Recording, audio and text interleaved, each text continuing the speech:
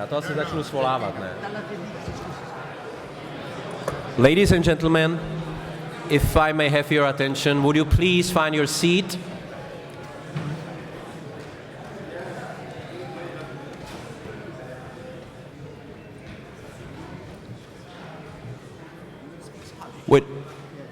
Would those who are outside of this room, if they can hear me, please come in so that we can start with this morning's first session.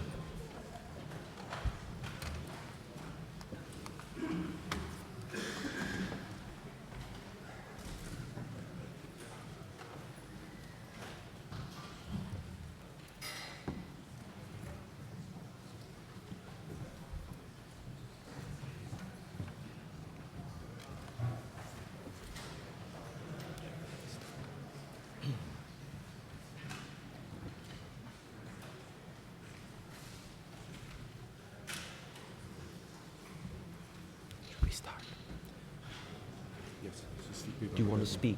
Or do you want to say something? I should say something. Okay. Good morning again, ladies and gentlemen. We are about to start this session. Father Vilacha would try to say a few words to us in the beginning, so if you would please do that. Well, thank you. Thank you very much. In fact, I just want to say good morning and welcome you all back to our proceedings. And later on, I'll say something more specific. Thank you very much. Let's enjoy the session. Thank you.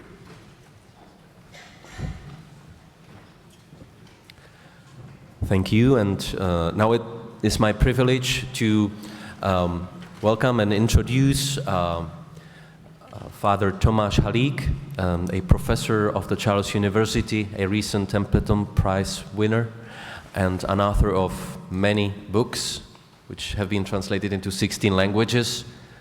2 of them, by the way, are available in Italian on the book table outside of this room.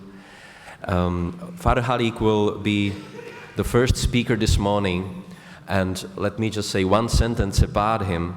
He's a very unique phenomenon, even sociologically speaking, because he is one of the most influential public intellectuals in the largely secular Czech Republic.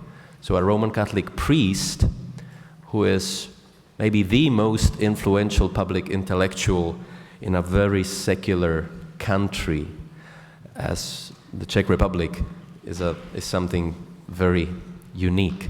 So I'm eager to hear what he has to say to all of us this morning, and I'm handing the pulpit to him.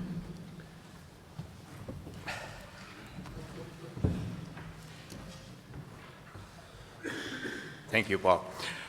Recognizing the signs of the times, ladies and gentlemen, my dear colleagues, distinguished guests, one of the fundamental dimensions of Christianity is its prophetic role. We affirm that Christ entrusted his church to continue his prophetic mission.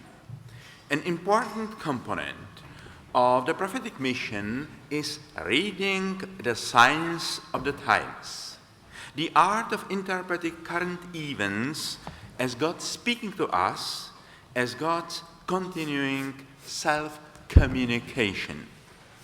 Throughout the history of the Church, that interpretation has not only taken the form of preaching and theological writings, it has also manifested itself in the lives of charismatic individuals.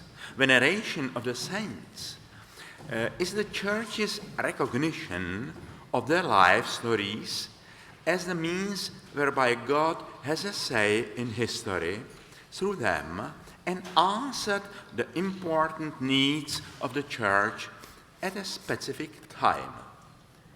The tragic features of the lives of those great witnesses to the faith, particularly their persecution, not only at the hand of Christianity's enemies, but often of the Church itself, are evidence that the prophetic mission entails many risks and a cross.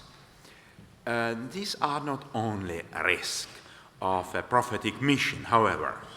It is clear that in few areas of its activity is the Church so powerfully exposed to the risk of error, to the temptation of perceiving its own fears and desires as Word of God, and of proclaiming all too human fantasies, ideologies, and interests of worldly power as having divine authority.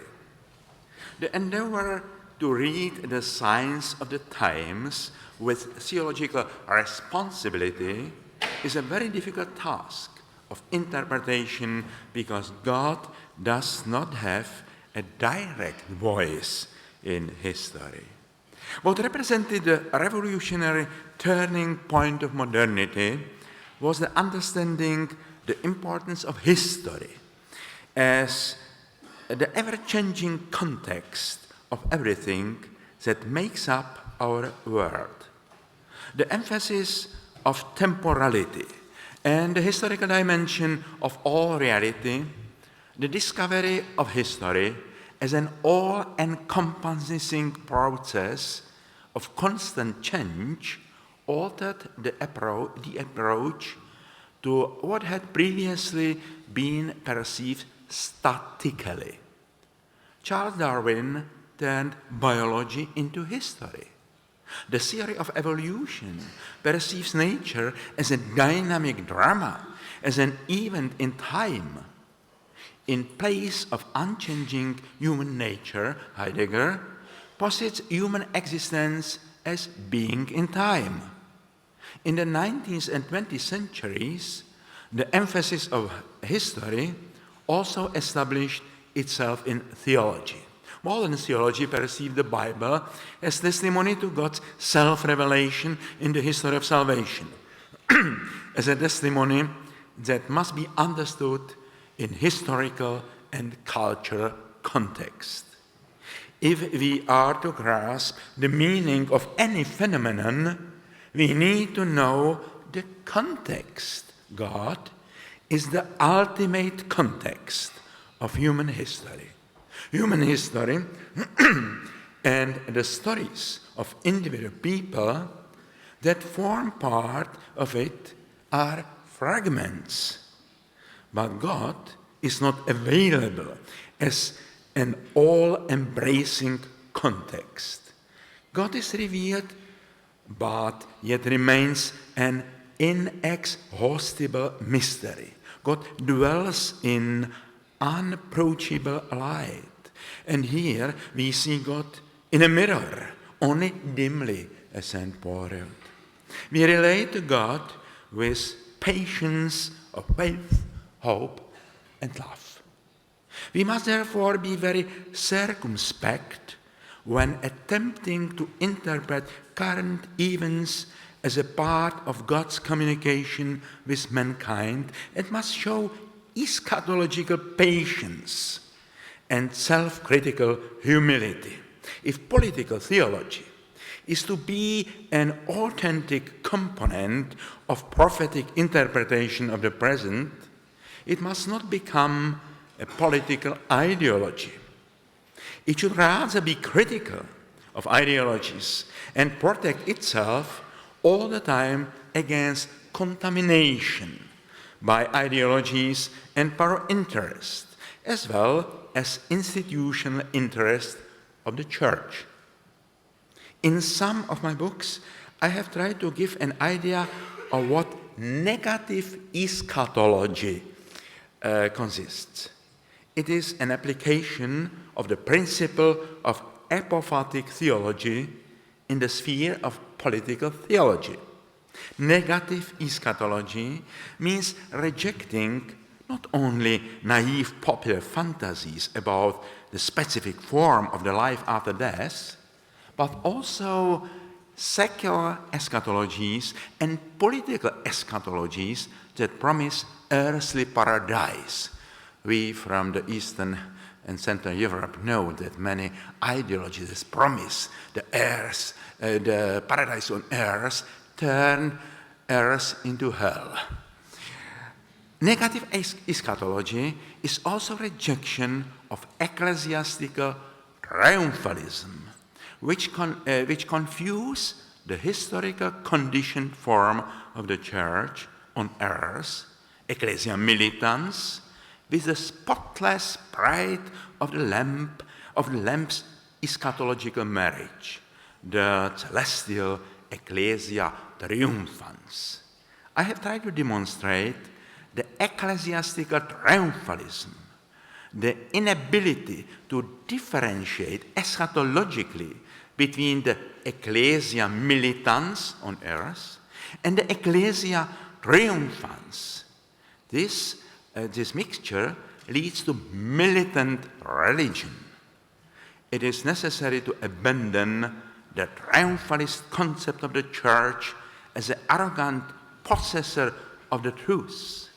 Instead, we must develop the image of the church as a communio viatorum, as God's people on a journey through history. This is the eschatology of Vatican II. The church is the servant of the truth. We stand on the path of truth insofar as we follow Christ. But we are on journey, not at the destination. On our journey through history towards our eschatological goal, we need to dialogue with others. We are all pilgrims, and we should not ignore others' experiences. Attempts at spiritual diagnosis of the times, theological interpretation of the signs of the times, require dialogue, and also a dialogue of theology with the social sciences, particularly sociology. There are two topics in contemporary sociology of religion that are important both for the theological reflection on society and the church's pastoral practice. I refer to the new attitude to the phenomenon of secularization and the growth of a gray area between believers and atheists. In fact, it is not gray area, it's a very colorful area between the believers and the atheists. Secularization has long ceased to be perceived as an irreversible process that started in Europe on the threshold of modernity and will sooner or later pervade the entire history of religion and determine the future shape of the world. I'm convinced that secular humanism is more likely an unwanted child of traditional Christianity. The secular humanism of Enlightenment was a fruit of efforts by European intellectuals who were frustrated by mutual religious quarrels and wars between Catholic and Protestant to find a third way for Christianity. One might speak about one of many recontextualizations of Christian faith.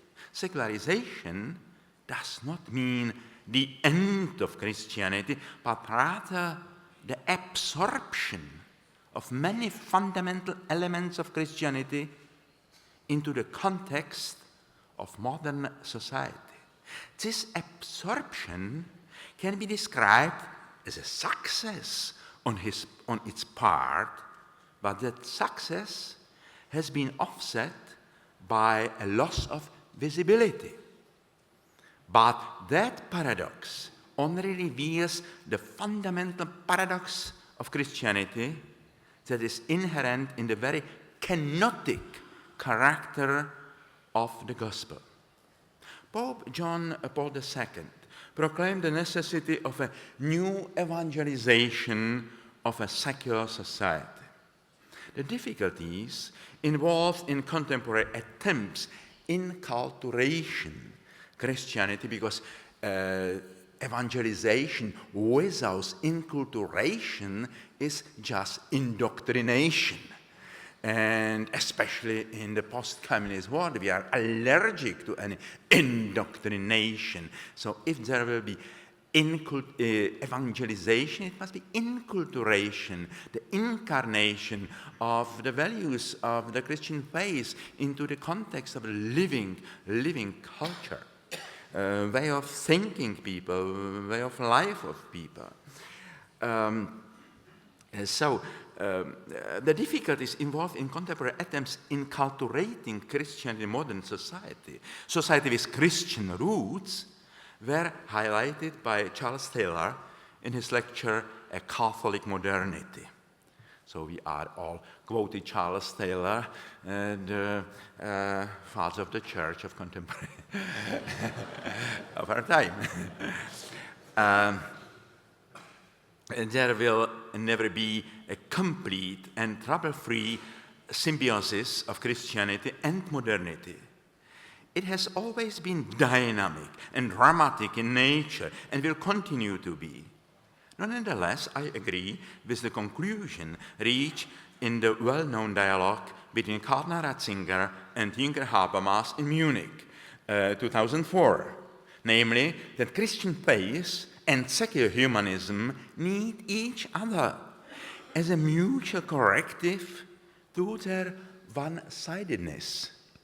A Christianity that sought to turn its back on the legacy of Enlightenment rationality would end up in the quagmire of fundamentalism, and conversely, a secularism that sought to tear itself away from its Christian roots and spiritual and ethical richness of the Christian tradition could end up as a barren pragmatism and political cynicism.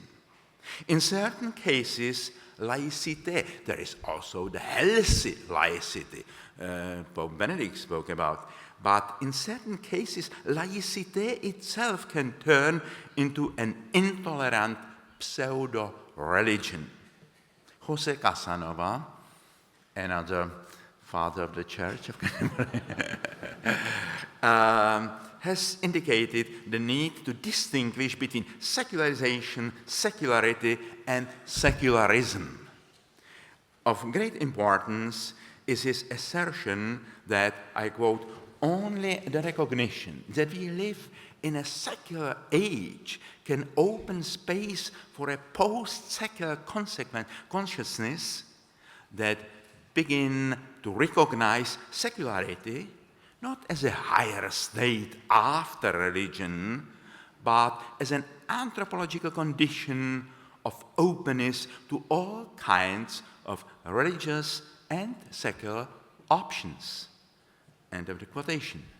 In our times, when contact between Islam and Western civilization is assuming new forms, and there is a threat of dramatic confrontation, the Catholic Church could play a role similar to one it played at the time of mass migration and the collapse of the Roman Empire, when it passed it on to the barbarians, not only the Catholic faith, but also the cultural heritage of antiquity, together with Hellenistic philosophy and Roman law. The Catholic Church would now seem to be the only force capable, in certain circumstances, of being mediator of some kind between Islam and the secular culture of the West, since it shares many common values with both camps. I think that really the Catholic Church is the only institution which can reach the hands of both sides. We have much in common with the Islam and monotheism, but we have also much in common with the secular world which appeared from the womb of Christianity. So it is a challenge to do some understanding between these two words. Another important topic in the contemporary sociology of religion is the discovery that the chief division nowadays is not between believers and non-believers, but between dwellers and seekers. I regard that distinction as the most momentous feature of the spiritual situation of our times, and I'm convinced that it will be of crucial importance on our reflections on the Church's future role and tasks. The assertion heard from many quarters that the number of believers in our part of the world is on the decline is based on the assumption that by believers is meant dwellers, namely people, they have a home in the Church as it has existed heretofore, who are entirely identified with the existing institutional form of the Church, with its liturgical practice and manner of preaching and so on. Yes, the number of such people is declining, and the same is true of the number of dwellers in the atheist camp, of those who are totally at home in the old and new dogmas of atheism. However, both among those who consider themselves believers and those who consider themselves non-believers, the numbers of seekers is growing. All the time, there are more and more believers who regard their faith as a journey, as a dynamic process that also involves crisis and periods of uncertainty, as well as new experiences that oblige them to reappear many old attitudes and options. In many countries, in addition to regular churchgoers, there are a great number of those who have not abandoned their faith, but identified only marginally with the Church, the lapsed Catholics, or have ceased identified at all with one. Grace Davy termed this phenomenon believing without belonging, and there is also belonging without believing, as we all know.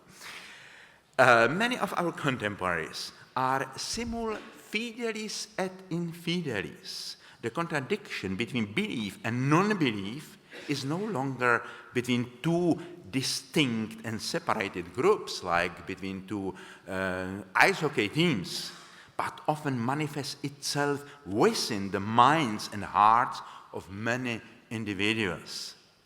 But even among the unbelievers, there are increasing number of those who are by no means tone deaf regarding religion and spirituality.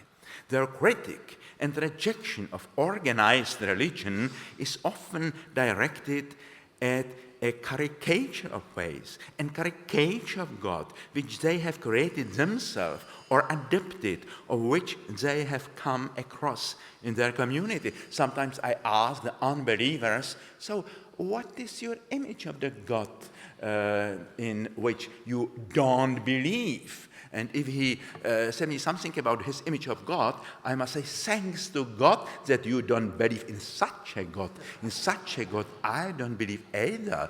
But then he said, I don't believe in the God which is, yes.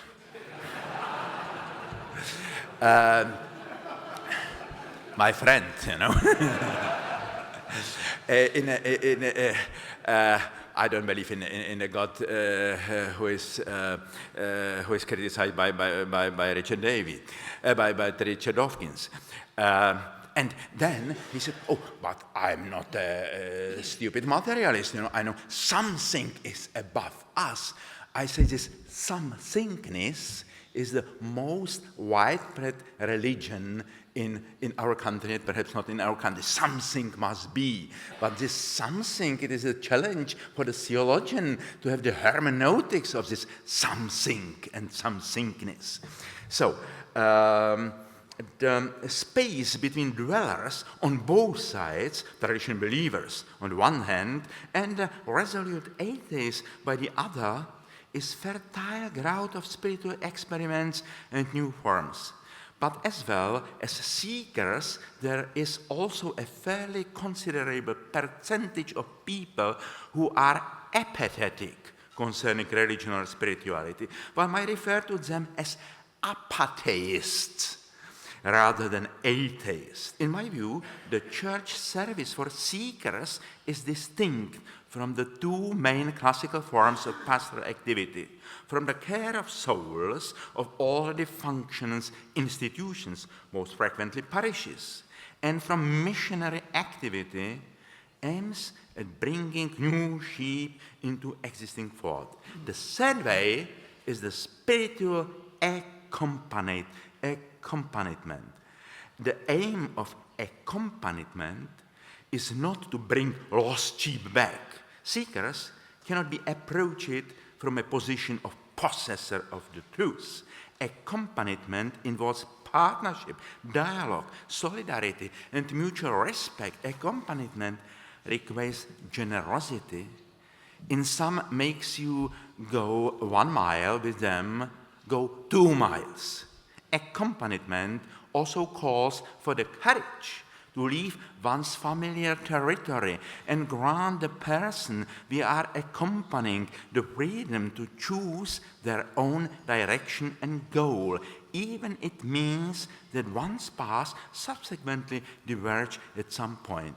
Dialogue implies the possibility that the attitude of both partners might change, and the risk should be viewed as an opportunity. It is not a matter of bringing the accompanied person to where we are at home, as we know it, but rather to marvel on the way like Solomon and so on. The words of the Orthodox theologian Evdokimov are inspirational in this respect. We know where the church is, but we don't know where the church isn't. The practice of accompaniment requires a new theological understanding of the church, new ecclesiology. Pope Benedict invited seekers into church entrance hall, where, like the Jews in the Temple of Jerusalem, we should maintain a courtyard of the Gentiles. Maybe we need to go further. Pope Francis reversed the gospel image about the Lord knocking on the door. Christ is knocking on the door from inside. He wants to get out of the confines of the church. God in Christ wants to meet Jesus on the road to Emmaus as a foreigner and stranger. The French theologian Joseph Moyne, invoking Jesus' words, "It's better for you that I go," urges us to let God go.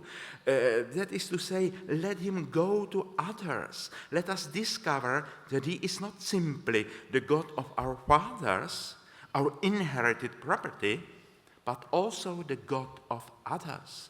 Precisely because he is one of the universe, he is one universal God, he is not a God on which we could have monopoly. Moyne's position is a radical emulation of St. Paul. The apostle presents Christianity to us as a faith capable of dissociating itself with the past, ridding itself of old customs and certainties, rejecting particularity and going to others. Paul presents Christianity to us as a new politeia, as a new way of communication between people and between societies. Paul's crossing of the borders of Israel and setting out for the peoples, the pagans, should be a paradigm from the entire history of the church. But when we look at the history, we get a different picture. The church quickly withdrew into a new particularism of its own. The notion of a new Israel did not engender the courage to be constantly people on the way, boldly crossing all borders. Instead, we tended to become a second Israel, and as a particular community alongside Israel, rather than a truly new Israel that would take up the dynamic aspect of the chosen people's faith. Abraham, departure from his homeland, and the Exodus, the departure from Egypt, above all, Paul's crossing from the frontiers of the Mosaic law, in search of all human beings without any difference. The church became more a new particular group among others. It started to guard its frontiers and turn its face into a heritage of the fathers, inherited property. And yet the church should Pentecostally speak all languages and not presuppose that our Christianity is the language whereby God speaks to all and that everyone is required to understand it.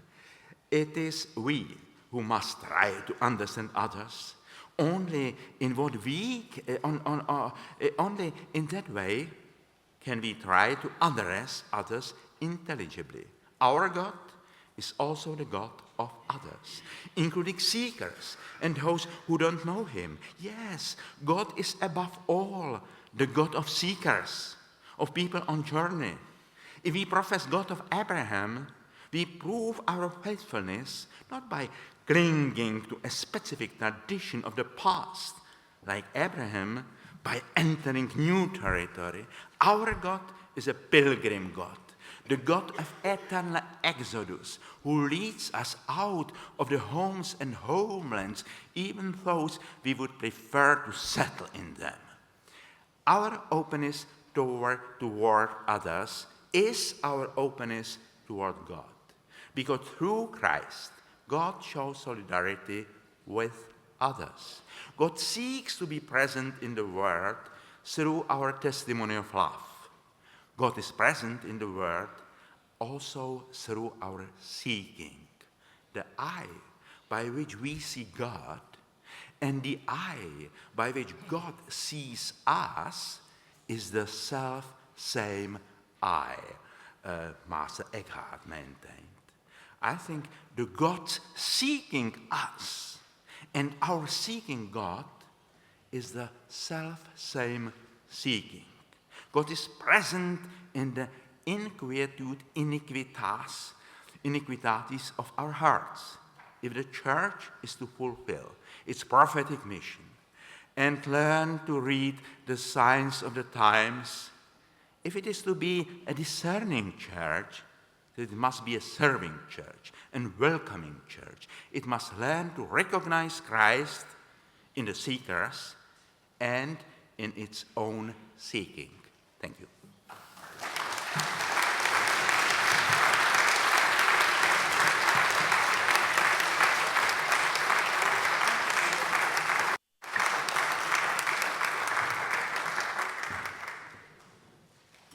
Thank you, Father Halleck.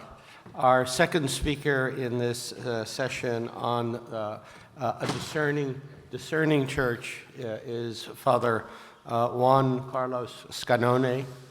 Father Scanone is from Argentina, another Jesuit from Argentina we are graced by, and has extensive experience in many both academic and administrative roles in many places. So, Father Scanone. Buongiorno, mi scuso di parlare in spagnolo.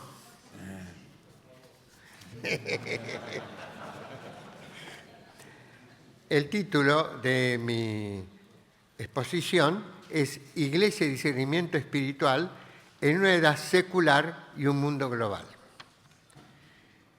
Según el Concilio Vaticano II, la Iglesia debe, cito, escrutar los signos de los tiempos e interpretarlos a la luz del Evangelio. Gaudium Spes 4. Pues no solo caracterizan la época, son signos de los tiempos, sino que también, cito, son signos verdaderos de la presencia o de los planes de Dios, que es Gaudium Spes 11. Pues bien, en esta edad secular y en este mundo globalizado, tal discernimiento espiritual puede y debe ser compartido por todos los hombres y mujeres de buena voluntad, sean o no creyentes. Esa es mi tesis. Pues para la Iglesia, sigue siendo válida la lectura evangélica de dichos signos de acuerdo con la tradición del sentir y discernir espirituales. Pero el núcleo radicalmente humano y religioso de esa experiencia puede ser compartido por toda persona de buena voluntad. Yo he escrito un libro publicado en Barcelona y Ciudad de México, Discernimiento filosófico de la acción y pasión históricas. Y bueno, yo acá voy a hacer un pequeño resumen. Interesante es que Jean Ladrier, el filósofo belga, fue el que me dijo, usted lo que está buscando es una interpretación, una nueva filosofía de la historia, en el sentido de una filosofía de la acción histórica. Y según mi experiencia latinoamericana, no hay que tomar solo la acción histórica, sino también la pasión histórica, la pasión de las víctimas en la historia. Bueno, para la Iglesia sigue siendo válida esa lectura a la luz de la palabra de Dios. Ese núcleo, ya lo dije, puede ser compartido por todos. Entonces, en esta exposición trataré primero del discernimiento de fe explícita, siguiendo la herencia ignaciana, que es mi herencia. Luego me detendré, en el segundo punto, en un discernimiento de la acción y pasión históricas iluminados por la experiencia y la filosofía contemporáneas. Sobre todo, van a ver que voy a citar mucho a Paul Ricoeur.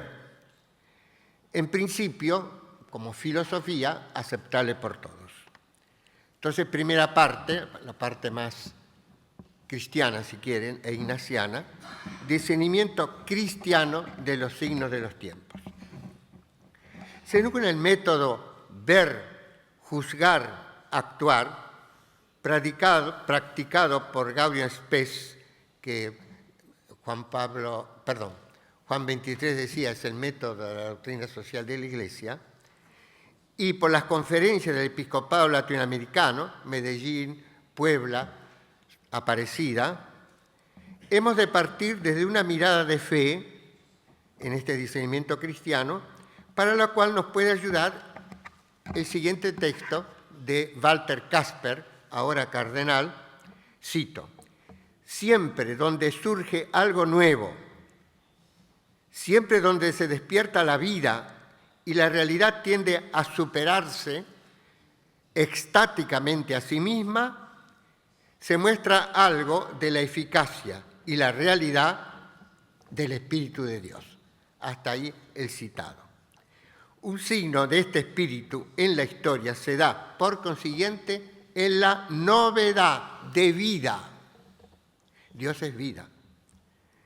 Sobre todo si emerge inexplicablemente en la autosuperación de lo fáctico, en un más que acaece con una sobreabundancia inesperada, no deducible de lo anterior. Se da, acontece. Según la terminología de Marión, podemos decir es un fenómeno saturado. Saturado de ser, sentido y valor, no pocas veces desde realidades de muerte, desde los pobres, desde las víctimas, los excluidos. Ahí emerge sobreabundancia de vida, es un signo de que el Espíritu de Dios obra en este lugar o en esas personas. Tales afirmaciones encuentran su fundamentación en la experiencia y teología espirituales iluminadas por la analogía de la fe pascual.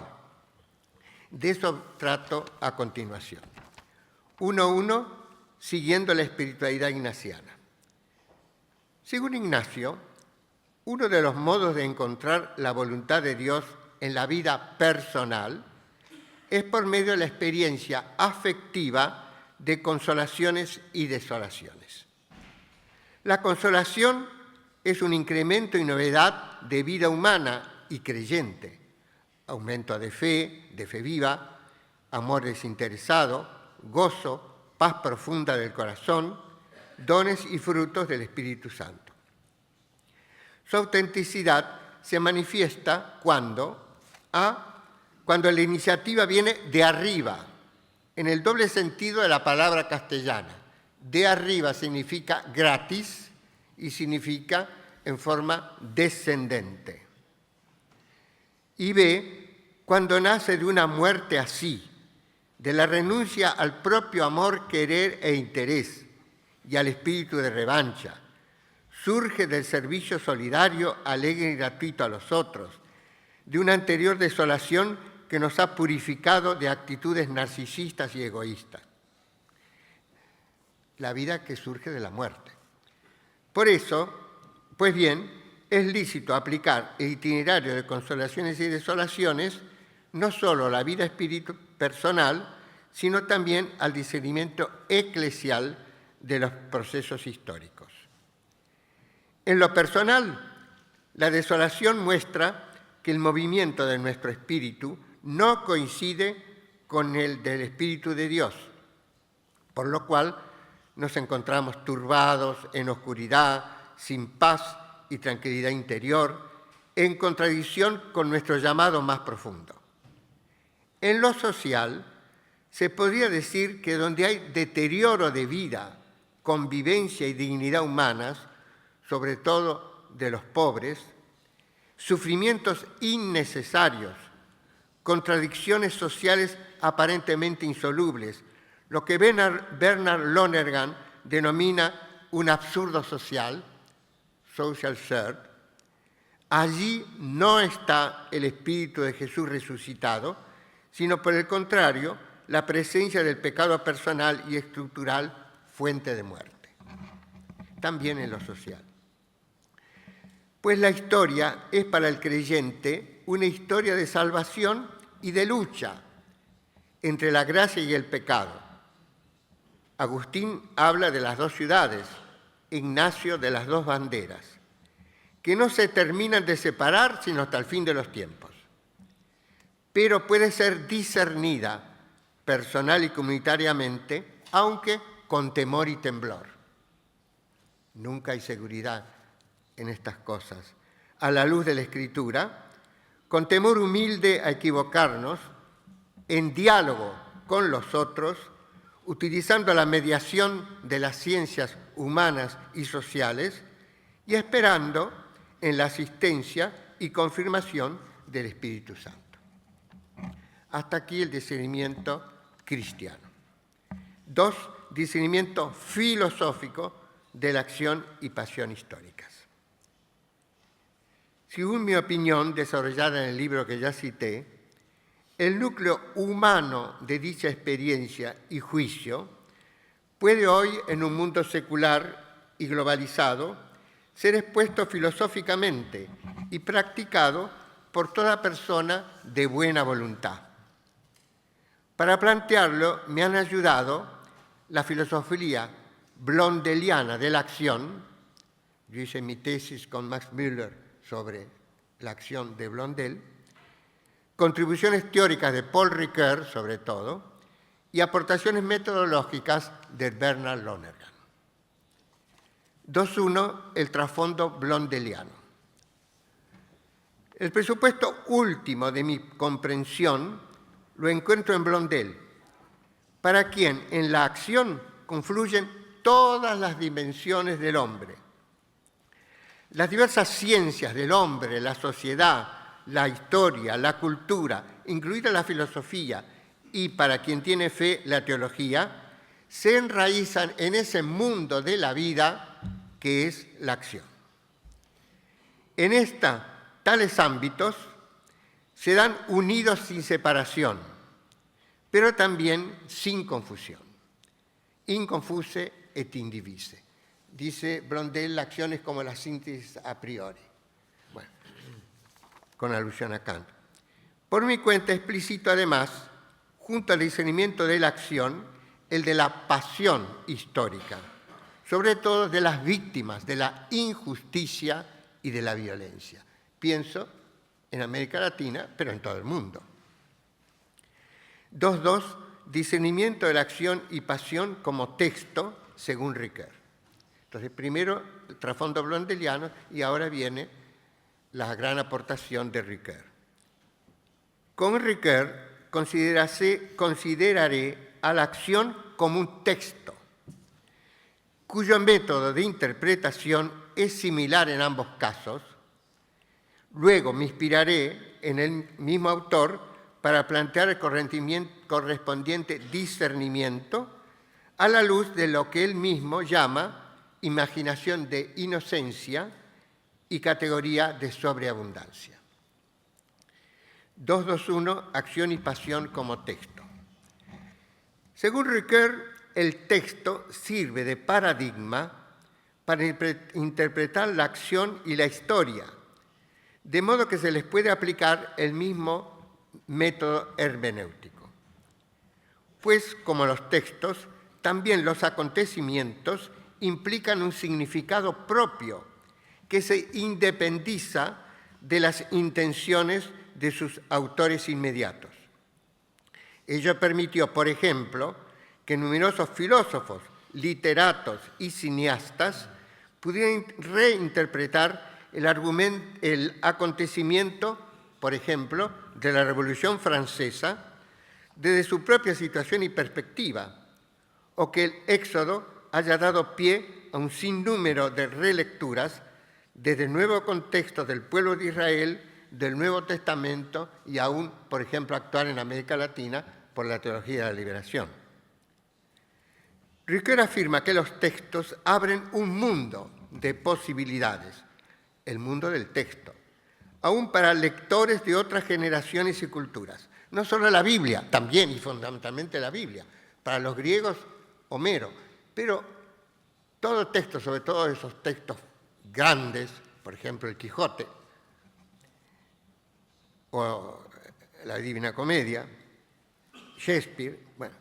Entonces digo, los textos abren un mundo de posibilidades aún para lectores de otras generaciones y culturas. Pues bien, lo mismo acaece cuando la acción histórica es tratada como texto. Pero no solo se trata del contenido estrictamente semántico, sino también del pragmático, con su fuerza ilocutiva de temor, esperanza, alegría, tristeza, fervor, etc. Pues en los textos, pero también en las acciones históricas, se configuran figuras de lo humano, modos de vida, posibilidades reales de futuro, con un potencial semántico y pragmático inagotables. Dan que pensar. De ahí que el método hermenéutico de lo histórico parta de la relación todo-partes. Se comienza con una conjetura que privilegia ciertas partes en una provisoria comprensión del todo. Luego, aunque no hay un método para plantear conjeturas, sí lo hay para validarlas o no, mediante análisis y explicaciones más o menos científicas, hasta que se logra una comprensión satisfactoria. Ricoeur compara esta tarea con la del juez de instrucción, quien, mediante datos, signos e indicios, puede llegar a rechazar alguna interpretación como imposible, calibrar el más o el menos de probabilidad de otras interpretaciones y aún llegar a una certeza moral acerca de alguna. Por otro lado, en los ámbitos de lo humano, no solo hay que atender a lo que objetivamente se interpreta, sino también a la actitud radical, subjetiva del intérprete. Porque según dice Bernard Lonergan, después de los maestros de la sospecha, Marx, Freud, Nietzsche, yo pongo a San Ignacio también entre los maestros de la sospecha por su regla de discernimiento, pero eso va entre paréntesis. Después de los maestros de la sospecha, dice Lonergan, no podemos hoy suponer la autenticidad del intérprete, es decir, del científico. Ya Aristóteles, en la Ética Nicómaco, afirmaba que en cuestiones prácticas, es decir, cuestiones de ética y política, el apetito recto es conditio sine qua non del conocimiento verdadero, pues este puede ser distorsionado ideológicamente por afecciones no rectas. Ignacio de Loyola habla de las afecciones desordenadas, pero ya Aristóteles, pagano, hablaba del apetito recto y del apetito, por lo tanto, no recto. Por eso subraya Lonergan la importancia de lo que él mismo llama la conversión afectiva para el método de las ciencias humanas, las ciencias de la historia, la sociedad, la cultura, la religión, etc., así como de la filosofía y la teología, en cuanto tienen que ver con el mundo del significado y del valor. Dice, el mundo del significado y del valor necesita que el intérprete, el científico, diríamos en cristiano, sea puro de corazón, es decir, esté libre de apetitos no rectos que lo lleven a sesgar, bias es la palabra en inglés que toma Lonergan, sesgar en castellano su mirada y dejar de ver experiencias, equivocarse en sus juicios, tener comprensiones, insights no rectos, etc. 2.2.2. Hasta aquí entonces que, según Ricoeur, las acciones históricas pueden ser interpretadas como textos. Interpretadas. Ahora vamos a pasar a que además pueden ser discernidas. La imaginación de inocencia y la categoría de sobreabundancia. En su obra El hombre lábil, Ricoeur menciona tres pasiones humanas, las del poder, del tener y del valer, que se relacionan respectivamente con la política, la economía y la cultura. Aunque dada la afabilidad humana tienden a desordenarse, sin embargo de suyo son neutras. Aún más, pueden y deben dar la base afectiva a las virtudes. De ahí que para juzgar su desorden, distinguirlo de lo neutro de la pasión misma y orientarlas o reorientarlas hacia su respectivo bien de orden, el mismo autor propone lo que él llama la imaginación de inocencia. Pues a la luz de esta se puede efectuar un atento discernimiento de las actitudes afectivas, tanto personales como sociales. A mí me llamó la atención cuando leía esto de Ricoeur, que tiene un paralelismo con lo que hace Ignacio de Loyola en los ejercicios espirituales, porque discernimos los afectos de nuestro corazón a la luz de las actitudes de Cristo, de la Virgen, de los santos, corresponde a una imaginación de inocencia. Claro, nosotros pensamos, Cristo real, histórico, tuvo esta actitud, sientan en ustedes lo que sentía Cristo Jesús, bueno, pero a nivel filosófico es lo que Ricoeur llama la imaginación de inocencia, cuando él habla de las tres pasiones fundamentales humanas y su discernimiento. Pues bien, entonces digo acá, según mi opinión, esa propuesta sirve de paralelo filosófico a la teológico-espiritual de Ignacio, cuando nos enseña a examinar y discernir los movimientos afectivos que nos provoca subjetivamente la contemplación objetiva de la vida, acción y pasión de Cristo como modelo de afectividad recta de virtud y de inocencia.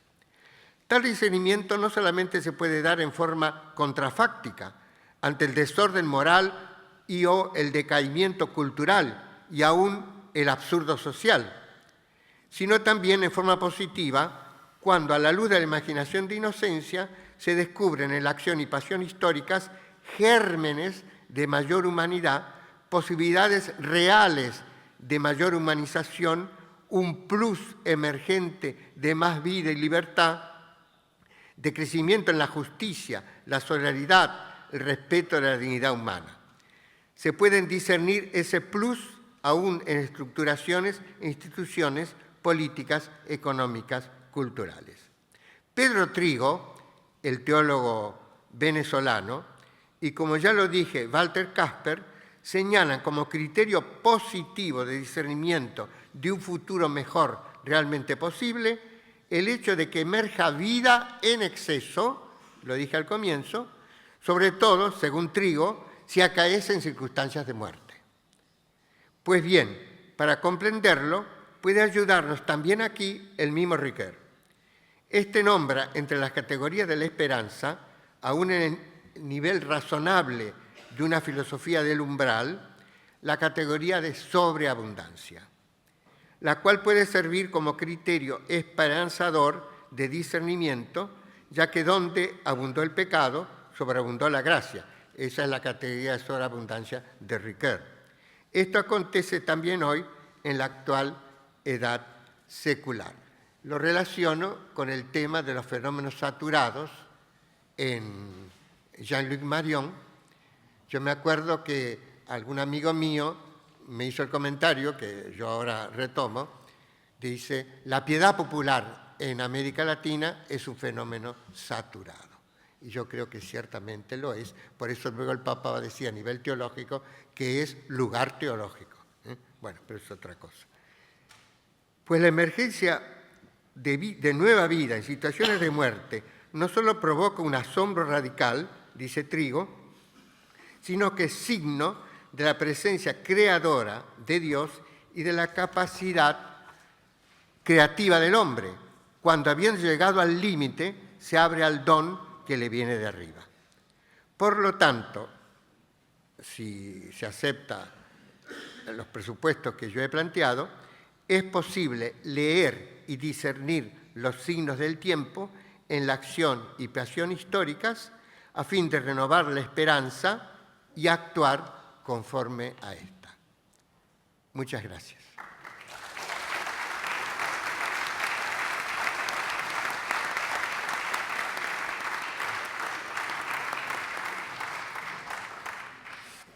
Thank you, Father Scanone.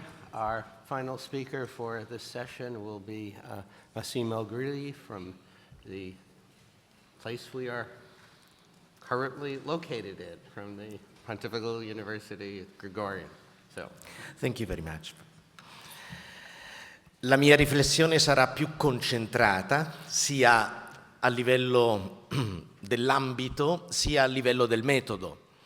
A livello dell'ambito, del contenuto, perché si occuperà soltanto dei primi 12 versetti del Vangelo di Matteo, lì nel capitolo 5, dove troviamo l'inizio del discorso del monte, e a livello del metodo perché cercherò di servirmi degli strumenti biblici e lascio all'intelligenza degli ascoltatori tutte le inferenze e anche tutte le implicanze che un discorso di questo genere può avere a livello sociale, a livello politico e così via.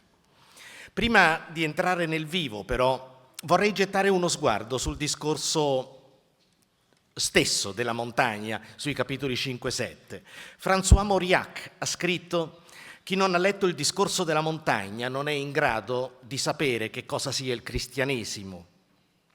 Mi sembra che questa sentenza di Mauriac, anche se andrebbe in qualche modo completata, lasci comprendere meravigliosamente l'importanza che hanno questi 109 versetti del discorso nella storia del cristianesimo, ma direi anche nella storia della cultura occidentale.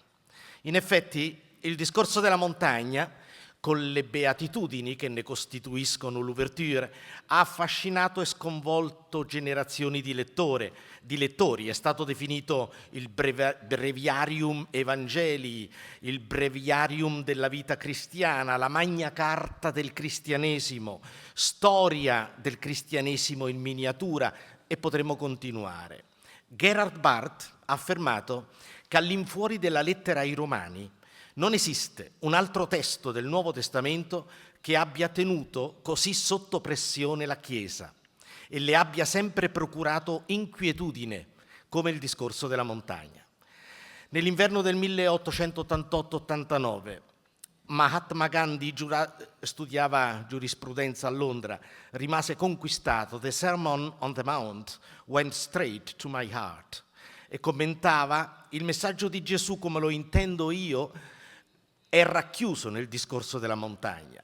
Ma subito dopo aggiungeva: in Occidente questo messaggio fondamentale ha subito varie deformazioni e molto di ciò che viene considerato cristianesimo è una negazione del discorso della montagna.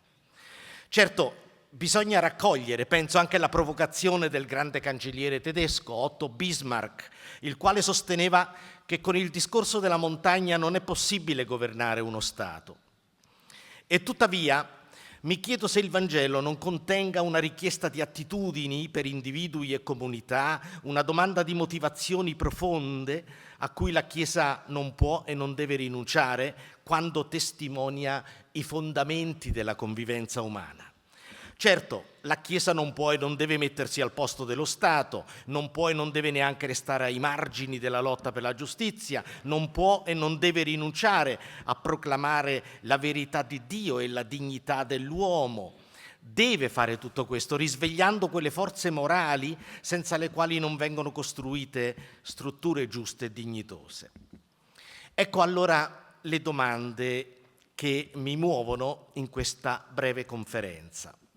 Qual è la verità di Dio e qual è la verità su Dio e sull'uomo che le beatitudini annunciano? Qual è la giustizia che si rivela nelle beatitudini che Gesù pronuncia sul monte? Cercate prima di tutto il regno di Dio e la sua giustizia, dice Gesù. Ecco, vorrei tentare di comprendere la giustizia di Dio secondo la logica dei macarismi. Vorrei comprendere che cosa significa beati i poveri, beati i miti, beati i misericordiosi nel nostro mondo secolarizzato. Qual è la verità che una Chiesa rinnovata è chiamata a testimoniare secondo le beatitudini? Cercherò di fare questo con 3 riflessioni. Se ne potrebbero fare molte di più, ma mi limito a 3 riflessioni. La prima: è strano che un discorso come quello del monte, improntato sull'esigente volontà di Dio, inizi con beati i poveri, perché di essi è il regno dei cieli, beati quelli che sono nel pianto, beati i miti. Lo notava anche l'ebreo, lo studioso ebreo Pinchas Lapide, che affermava questo: ho spesso pensato che in realtà le beatitudini starebbero meglio alla fine dell'insegnamento della montagna, di cui costituirebbero l'affermazione cruciale, che si conclude con la promessa culminante: gioite ed esultate, perché grande sarà la vostra ricompensa nei cieli. Una cosa è certa: la ripetizione dell'Emma Macarioi per 9 volte introduce i lettori in un'atmosfera di gioia, di benedizione. Perché? Perché il discorso del monte sull'esigente volontà di Dio inizia proprio con i macarismi. A mio parere, in questo discorso Matteo pone davanti alla comunità le radicali esigenze del regno, ma non senza aver prima detto che il regno è grazia. Si pone qui forse per la prima volta nel Vangelo di Matteo in maniera forte il rapporto tra indicativo e imperativo, che ha attraversato e diviso le interpretazioni del discorso della montagna, ma ha diviso anche le confessioni cristiane che ad esso hanno fatto sempre riferimento.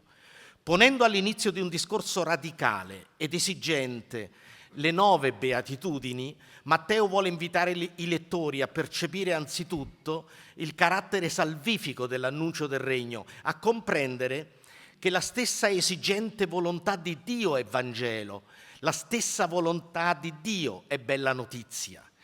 Si può fare un paragone con i 10 comandamenti. Anch'essi esprimono la volontà di Dio, l'esigente volontà di Dio, ma anch'essi non iniziano con un imperativo, iniziano con un indicativo. Io sono il Signore tuo Dio, che ti ho fatto uscire dall'Egitto, dalla casa di schiavitù.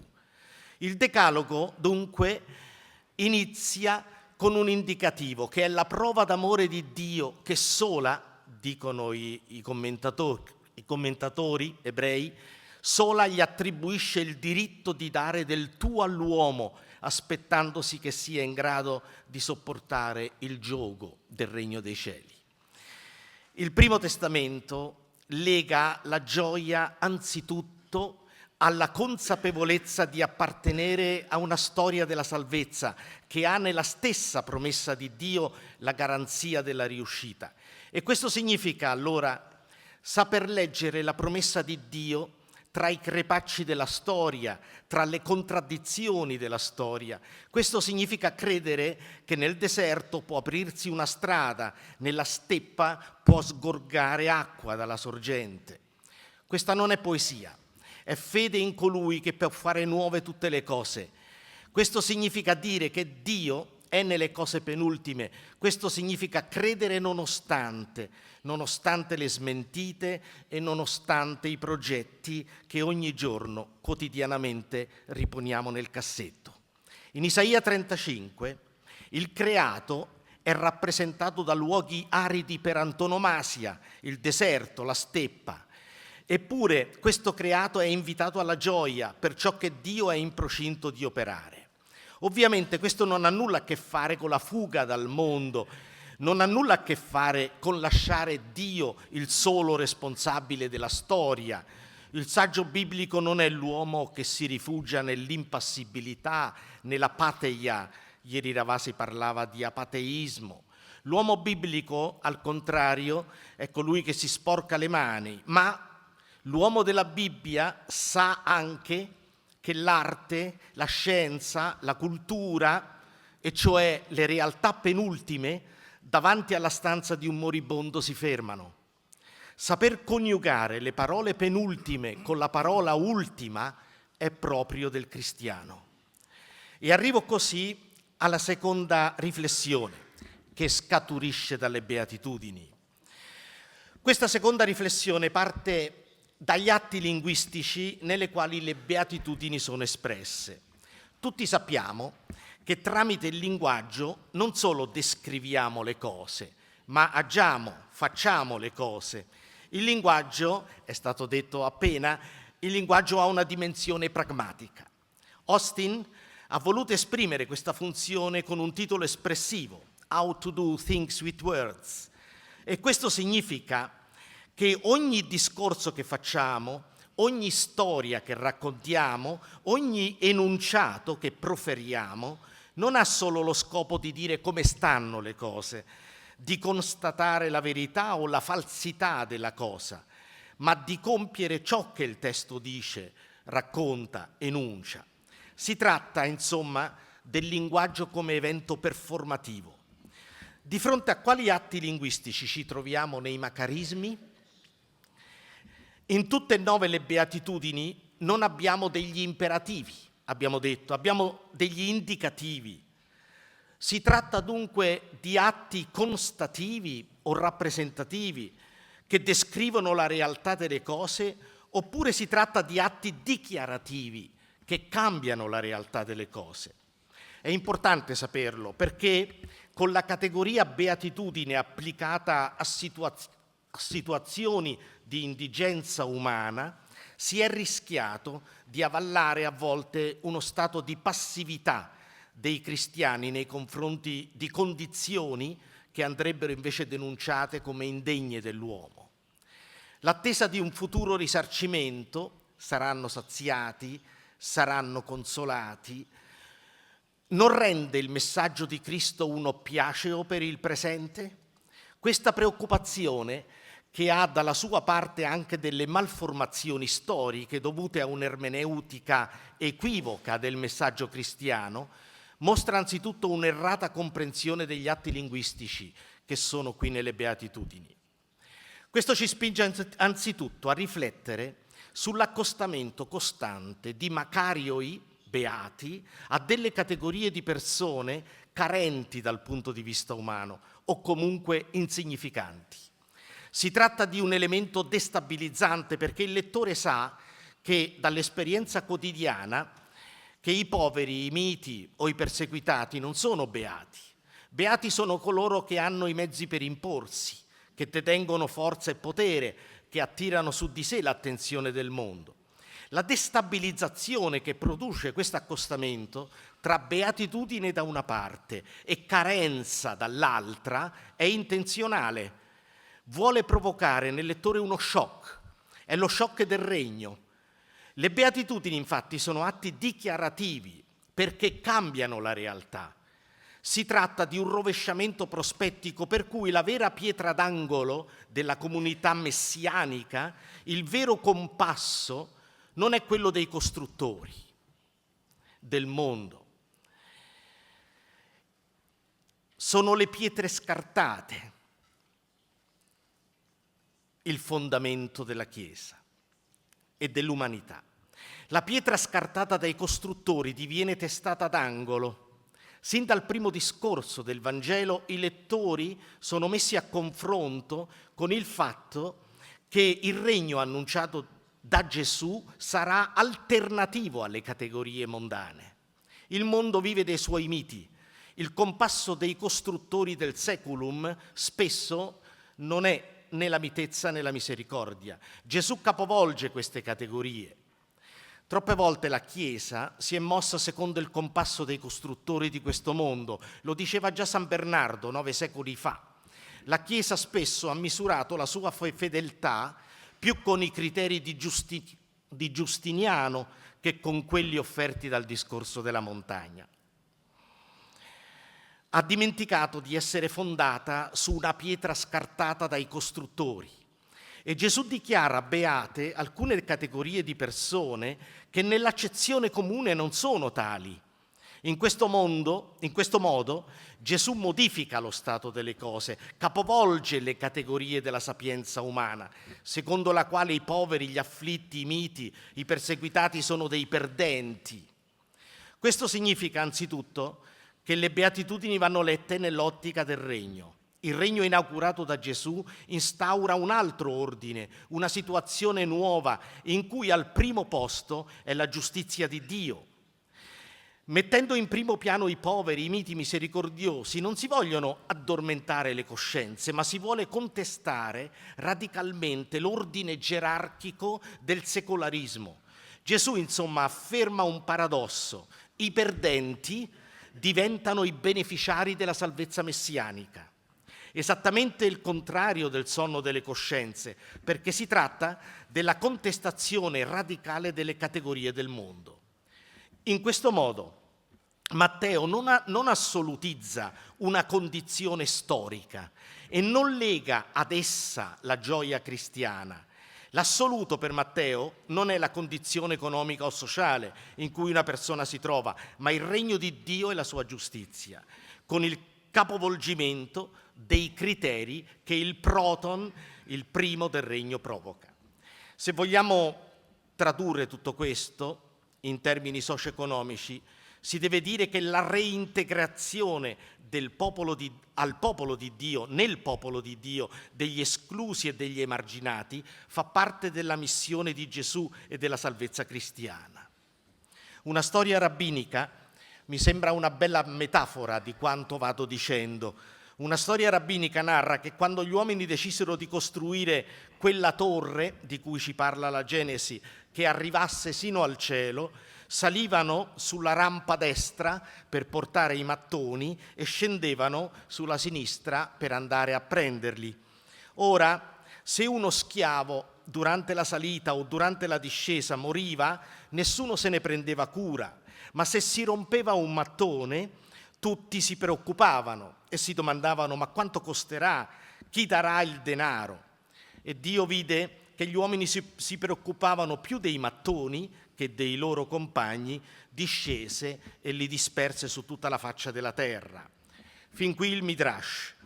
È stato detto che nell'attuale situazione l'aspetto più allarmante non è che alcuni popoli dipendano da altri. I dominatori non considerano, dipendano da altri, o degli esseri umani dipendano da altri esseri umani. Quello che succede oggi è molto peggio. I dominatori non considerano più gli altri, non considerano più gli altri dei sottomessi, ma degli esclusi.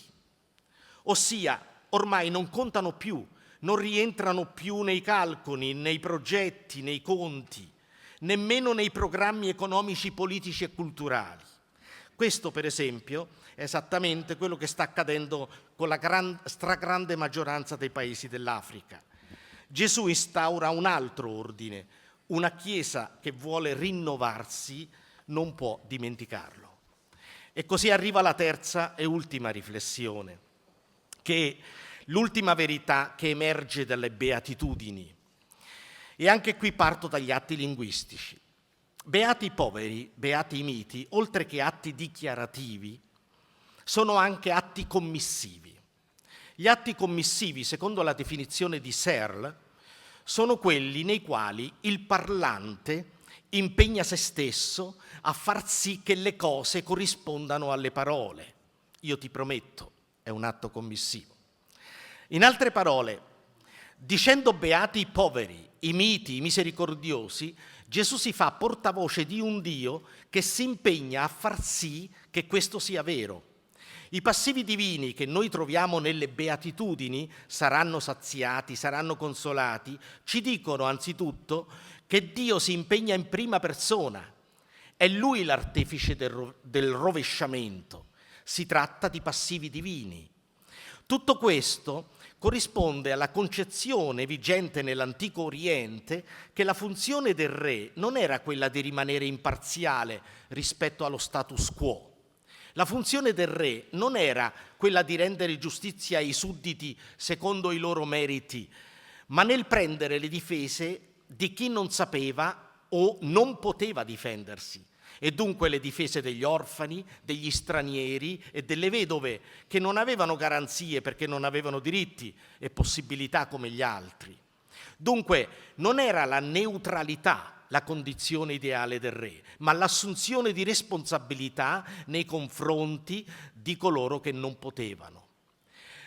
A questo punto si presenta però l'altro aspetto fondamentale del discorso della montagna. Non solo Dio è responsabile di queste persone, il credente è chiamato alla responsabilità. Non a caso il discorso del monte è rivolto ai discepoli e a tutti quelli tra le folle che vogliono diventare i discepoli. I verbi al futuro in questa ottica sono rilevanti perché nell'accezione semitica il verbo non viene classificato sulla base del tempo come nell'accezione greca. Cioè nell'accezione semitica il verbo non viene classificato in quanto presente, in quanto passato e in quanto futuro, ma sulla base della compiutezza e dell'incompiutezza. Quindi sulla base dell'azione compiuta o incompiuta. Il futuro rivela un'azione incompiuta, per questo le beatitudini sono per lo più al futuro. Il futuro è lo spazio della responsabilità dell'uomo, è lo spazio dell'agire umano tra il presente di Dio e l'incompiuto dell'uomo. È il tempo del compimento, quando gli afflitti saranno consolati e i miti erediteranno la terra. Il cristiano si coinvolge nella prassi, nel fare ciò che dice. Non si deve in nessun modo dimenticare che Matteo è il Vangelo dell'ortoprassi e non puramente dell'ortodossia. Molti ortodossi in quel giorno diranno Signore, Signore, notiamo il Kyrie, Kyrie, Kyrie, che è la suprema professione di fede nel Vangelo di Matteo. Kyrie, Kyrie, non abbiamo forse profetato nel tuo nome, non abbiamo cacciato demoni nel tuo nome, non abbiamo forse compiuto prodigi? Io dichiarerò loro, non vi ho mai conosciuti, allontanatevi da me voi che operate anomia. In questo la teologia della liberazione, mi pare, aveva perfettamente ragione. È la prassi il luogo ermeneutico della fede. In Matteo 25 viene presentato un re che proclama: avevo fame e mi avete dato da mangiare, avevo sete e mi avete dato da bere. In questo testo, che definisce l'agire come giusto, in questo testo ciò che definisce l'agire come giusto non è il rapporto con una qualsiasi legge formalmente cristiana. Nella dichiarazione del re, nella risposta dei giudicati, viene ripetuta una lista di 6 opere di misericordia che sono naturalmente esemplificative. È l'adempimento di queste opere il metro di giudizio. Anche all'interno del giudaismo abbiamo testi che testimoniano un analogo programma. Nella Mishnah, per esempio, un detto di Rabbi Hamar Bar Hanina commenta il capitolo 13 del Deuteronomio al versetto 5, lo commenta così: come Dio ha vestito quelli che erano nudi, Adamo ed Eva, vesti anche tu quelli che sono nudi. Come Dio ha visitato gli ammalati, Abramo, tu pure visita gli ammalati. Come Dio ha consolato gli afflitti, Isacco, consola anche tu gli afflitti. Come Dio ha seppellito i morti, Mosè, tu pure seppellisci i morti. La novità di Matteo 25 non consiste solo nell'imitatio Dei, ma nel definire una nuova percezione della realtà. Siamo nell'ultimo discorso di Matteo, interessante perché il discorso del monte è il primo. In questo ultimo discorso i discepoli vogliono conoscere i segni della fine del mondo, della parusia del Figlio dell'uomo. Gesù invece li riporta alla percezione della sua presenza nella storia. I crocifissi diventano il tempio della presenza di Dio. È una nuova percezione del Dio con noi. Il re giudice investe la sua autorità nella difesa dei poveri. La loro causa diviene nel giudizio la sua causa. Il loro destino diventa il suo destino. Sarebbe certamente un fraintendimento di Matteo comprendere il giudizio ultimo contenuto nel capitolo 25 come l'affermazione di un cristianesimo definito da un'etica filantropica, essenzialmente. Non si tratta di un'etica, si tratta di teologia, di una nuova percezione della storia alla luce di Dio. Saper riconoscere Dio e la sua presenza nella storia. È certo un elemento di notevole interesse teologico che Matteo concentri qui la presenza non nel Tempio e nemmeno soltanto nei rappresentanti plenipotenziari che parlano a nome di Gesù, ma in coloro che che sono nudi, che sono carcerati e così via. Al posto dell'interesse per i diritti della Chiesa, Matteo pone qui come criterio il diritto dell'uomo, di ogni uomo, senza distinzioni. È qui la secolarità di cui parlava Bonhoeffer ed è qui l'accezione positiva di secolarità. Dio è al centro del villaggio quando l'uomo, ogni uomo, non è cacciato alla periferia. E chiudo con un'affermazione antinomica per certi versi a quella che ho esposto nel primo punto della mia relazione. Dicevo all'inizio che la cultura, l'arte, la scienza, insomma le realtà penultime, si fermano davanti alla stanza di un moribondo. Ora dico, ancora con Bonhoeffer, che la Chiesa potrà pronunciare ancora con credibilità e libertà le parole ultime, e cioè potrà ancora parlare di salvezza, di vita eterna, di inferno, di paradiso, potrà pronunciare ancora in un mondo secolarizzato queste parole ultime quando avrà fatto sue tutte le parole penultime, quando avrà compreso che servire il regno è servire l'uomo. Grazie. Basta.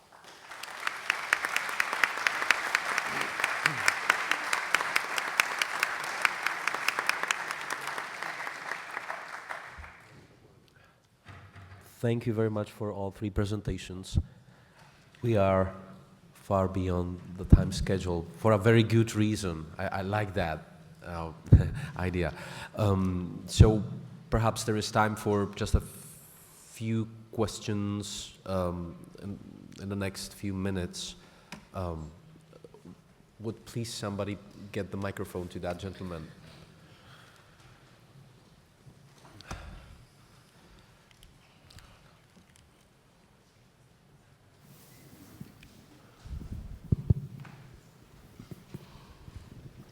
Pavel Bargar, Prague. Big thank you to all three speakers. My question goes to Professor Halik.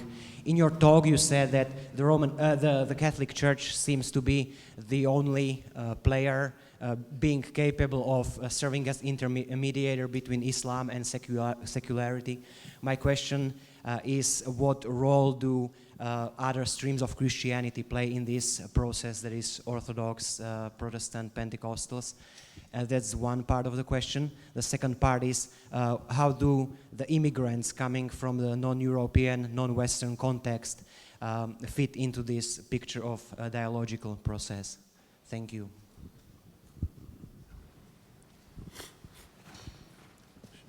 Yeah, please raise your questions. We will collect 4 of them, and then we will have the speakers answer. Professor Harlick again. I agree with your vision.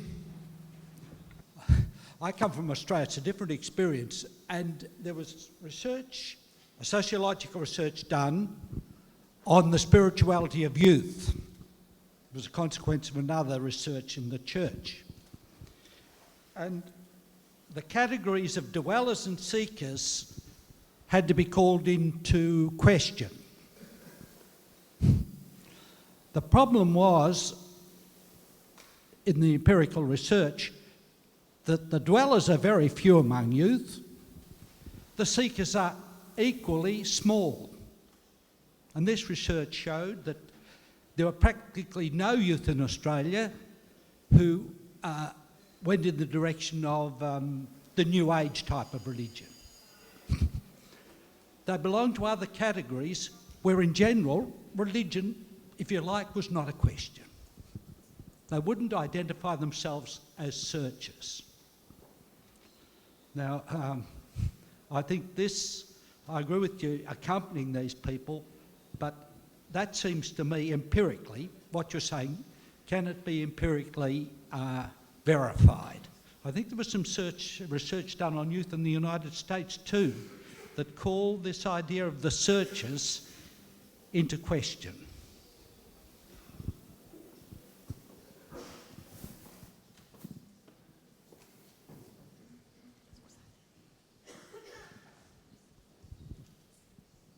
Yeah, please, let's have 2 more questions and then... Yes, thank you for the question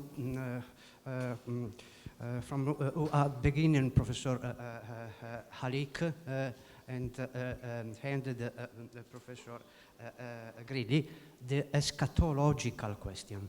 I think that the eschatological question, the angst for the deed, is the core question for the actual culture.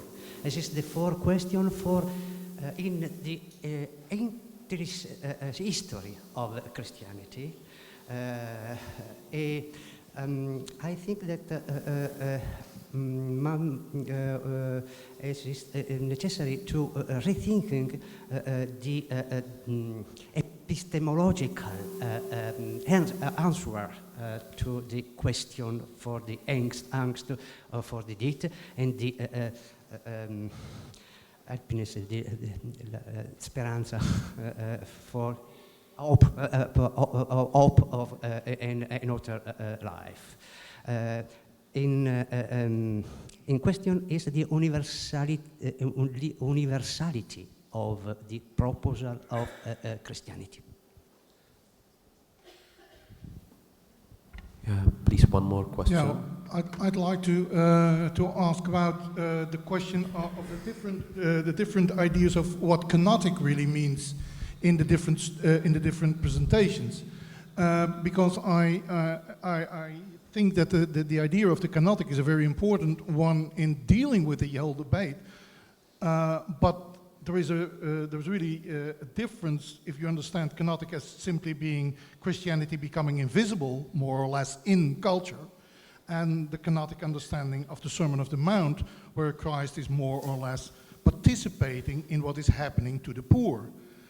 I would argue that ultimately the last one is real Kenotic, but that is not necessarily helping us in a secular situation where we are dealing with a secular culture, which is problematic in its own right, because it doesn't want a Kenotic understanding of itself, as you, I think, more or less indicated already. So here, for me, this is an important aspect of specifying what Kenotic really means in this debate.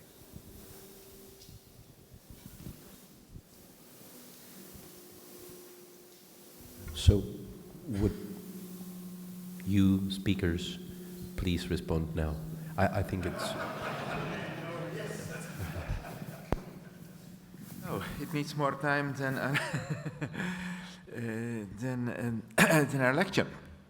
So I will start with the last one, is the Kenotic. Yes, of course, Kenotic is not only the invisibility. I meant it as an opposite to this triumphalistic visibility, to go deeper, and in the depths to work also with the poor and with the, in the sense of this Matthew 25, it is this kenosis, to not the. Yes, it is opposite to the triumphalistic visibility, to go deeper and then work in the sense of this Matthew 25. Eschatological, yes. I think it is the openness to the transcendence, that the pace is not just.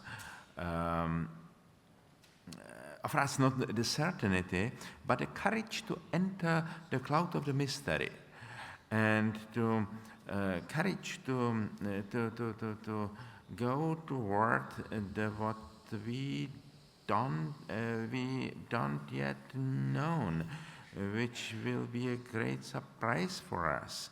So to be open to all this, and also to say to the others, they are only on a journey. They are not in the destination. So it's our humility, but also our criticism to the triumphalism of the others, so that we need each other. To share our experiences. We need dialogue, because we are all seekers, we are all on the way, we are all not in the destination. So it's also one aspect of this eschatological openness. Dweller seekers, yes. It is not easy to put it in the empirical research, I understand, but, because the entity of seekers is very colorful, and yes, and there are also the people, they are apathetic against religion, that are not only dwellers and seekers. And if all the people they are seeking a new spiritual experience are the seeker in this sense, yes, that is the topic for deeper discussion and reflection. And then the Catholic, it is my idea fix. The Catholic Church could play an important role in this dialogue between Islam and the Western world. I think that the Catholic Church has more is nearer to the Islam than Pentecostals and some Protestant churches. In some way, the Judaism is more similar to Islam than also than Christianity. But the Judaism cannot play this role because of this political political context of Israel and so on, and the Arabic world. So I think the Catholic Church really could be perhaps the only institution or community which could understand both these words. We have really much in common with Islamic monotheism, ethics, and also some historical experiences from the past. And on the other hand, we have much in common with the secular society. Now there is a very dangerous moment when these two words can be in the very dramatic conflict. So we need the mediators.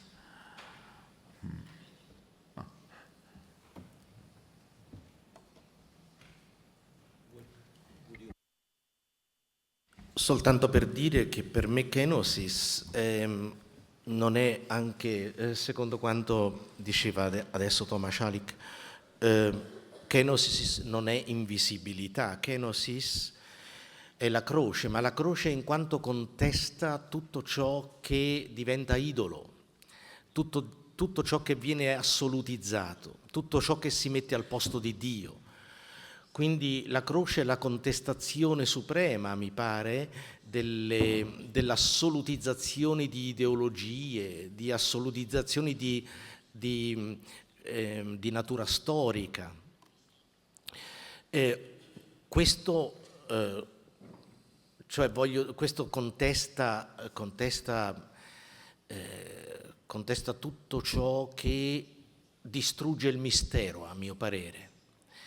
E cioè in ogni creazione, in ogni realtà ecclesiale o realtà umana non si deve distruggere il mistero. Il mistero è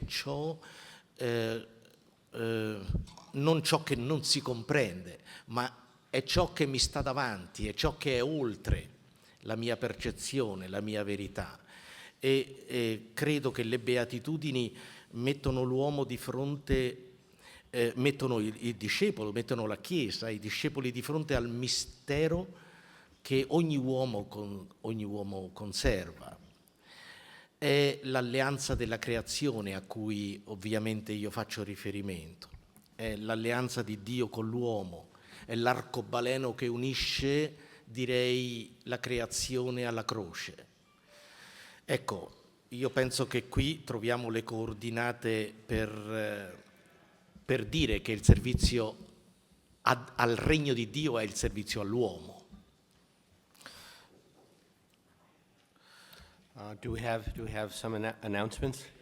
In the first place, we have a big applause for the presenters and moderators.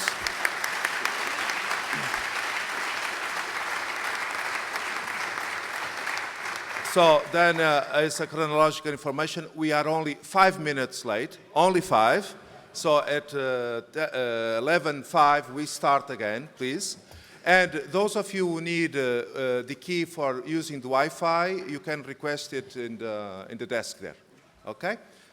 So we start again at 11:05. Thank you.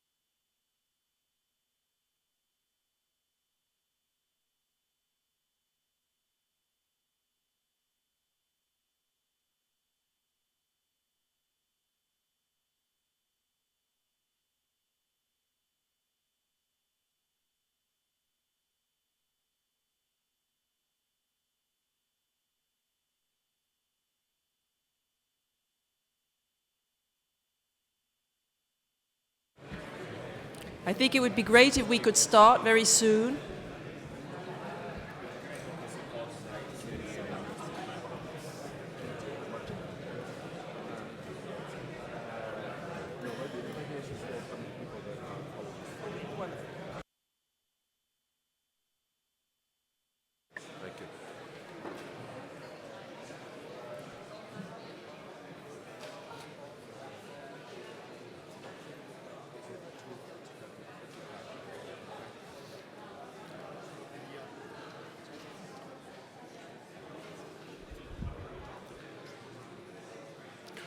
Okay, so this is really time to start again.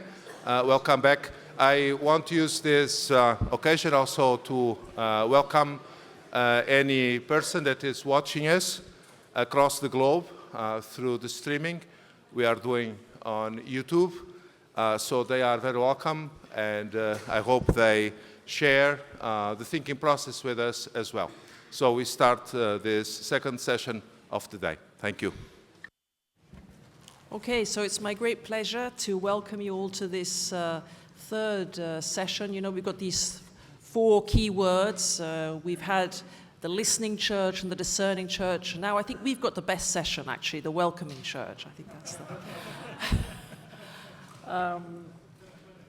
And I think you'll find something very interesting in these presentations. I'm not going to give you the very interesting biographies because I'm trying to give as much time as possible both to the speakers and to the discussion, but you can find the biographies here with the abstracts in the little book. But just to sort of start a little bit of transverse thinking across the talks, first of all, we've got Father Schreiter, who will talk with us about a platform. Spirituality is a platform. Coming from UK, as you can hear, the first thing platform makes me think of is a station.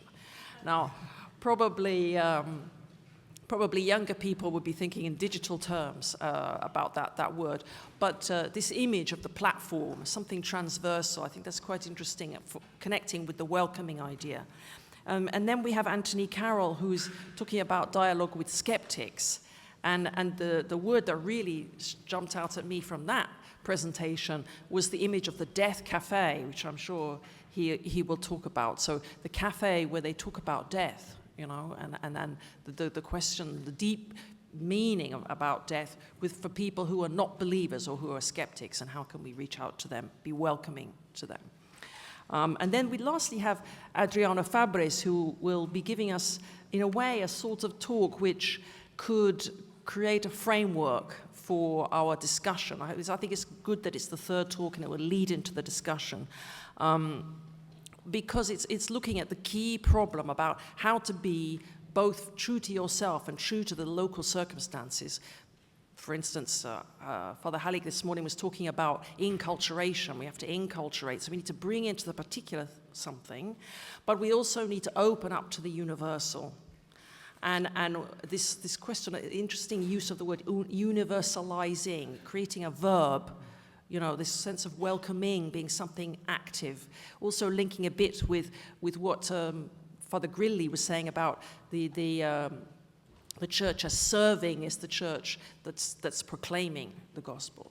You know, so this action of going out, connecting though the particular with the universal, making this mediating going on. So this sense of welcoming in these different senses, I hope, could be a really good way of setting up a discussion. I'm going to be quite strict and nasty with the speakers to try to keep them in time so that we can welcome the questions, you see, and the discussion at the end. Okay, I'm sure they'll understand it's for a good reason. I know the end doesn't justify the means, but I think in this case does. Just to say, reason why I'm here from the Angelicum, and I think I'm here because I helped to coordinate a project called the Catholic University Between Secularization and Identity, which is soon going to come to a conclusion. And my fellow moderator at the other end of the table, Taras Dobko, is one of the contributors. There's many others here. We agreed at the beginning that Taras would speak at the end because we needed to give the ladies more of a position in this session. But also because... But also because Taras comes from Ukraine, we know is a very key situation, very difficult situation going on in the country right now. So to give him some final words at the end, after the discussion, and also a country that's so unique from the point of view of the discussions that we are having, as many of you here know better than I. So it seemed to make sense to finish with him. So without more ado, I'd like to hand over now to Father Robert. Thank you. Thank you.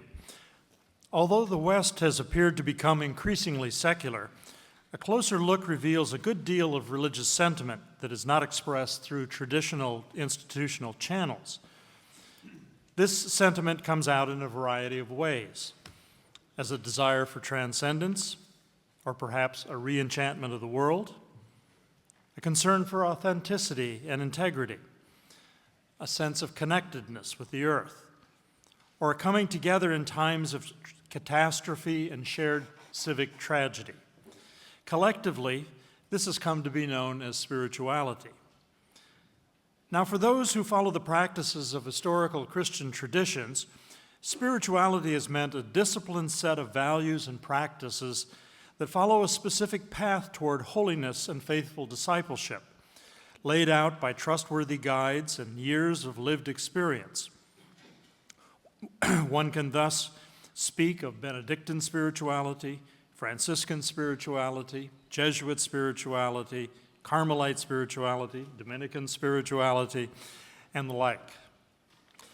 In contemporary secular discourse, however, spirituality has come to have a more diffuse meaning. It may refer to diverse practices and feelings that individuals, drawing upon a wide variety of resources, put together for themselves. Such spirituality is often self-guided and self-regulated, very different from what most religious traditions require, namely a handing over of one's autonomy to a trusted guide who has already trod the pathways the inexperienced person wants to travel. Those schooled in spiritual traditions are often put off by what seems to be casual and unreflected borrowings that rupture the integrity of those spiritual pathways. This is especially the case when elements of Christian spiritual traditions are mixed with elements from other religious traditions, as well as esoteric and even anti-religious and anti-Christian sources. Moreover, the idea that this can all be self-directed flies in the face of virtually all religious traditions, who speak of the need to work with an experienced guide into these mysteries. Behind all of this kind of spirituality, there is also often a mistrust of institutions. Some of this mistrust arises when custodians of religious institutions act in ways contrary to the professed teaching of those same institutions. Sexual abuse scandals of recent years have made some individuals suspicious of Catholic claims. Extravagant displays of wealth or the hankering after power by religious leaders turn others away. In other instances, the mistrust arises out of claims that all institutions are always corrupt. Now, this is an assertion one hears in secularized societies that are in fact very stable, where institutions provide a security that one can take for granted, something not available in many societies where, for example, the judiciary or the police forces are not to be trusted. In yet other situations, religious institutions are seen as one of the social services of the state, which can be called upon as needed. This is something that British sociologist Grace Davie, already a number of years ago, called vicarious religion. This was in evidence, for example, when a memorial service for the victims of the Utøya massacre in Norway in 2011 was held at the Lutheran Cathedral in Oslo and not at Labour Party headquarters, for the Norwegian Labour Party had sponsored the gathering on Utøya Island.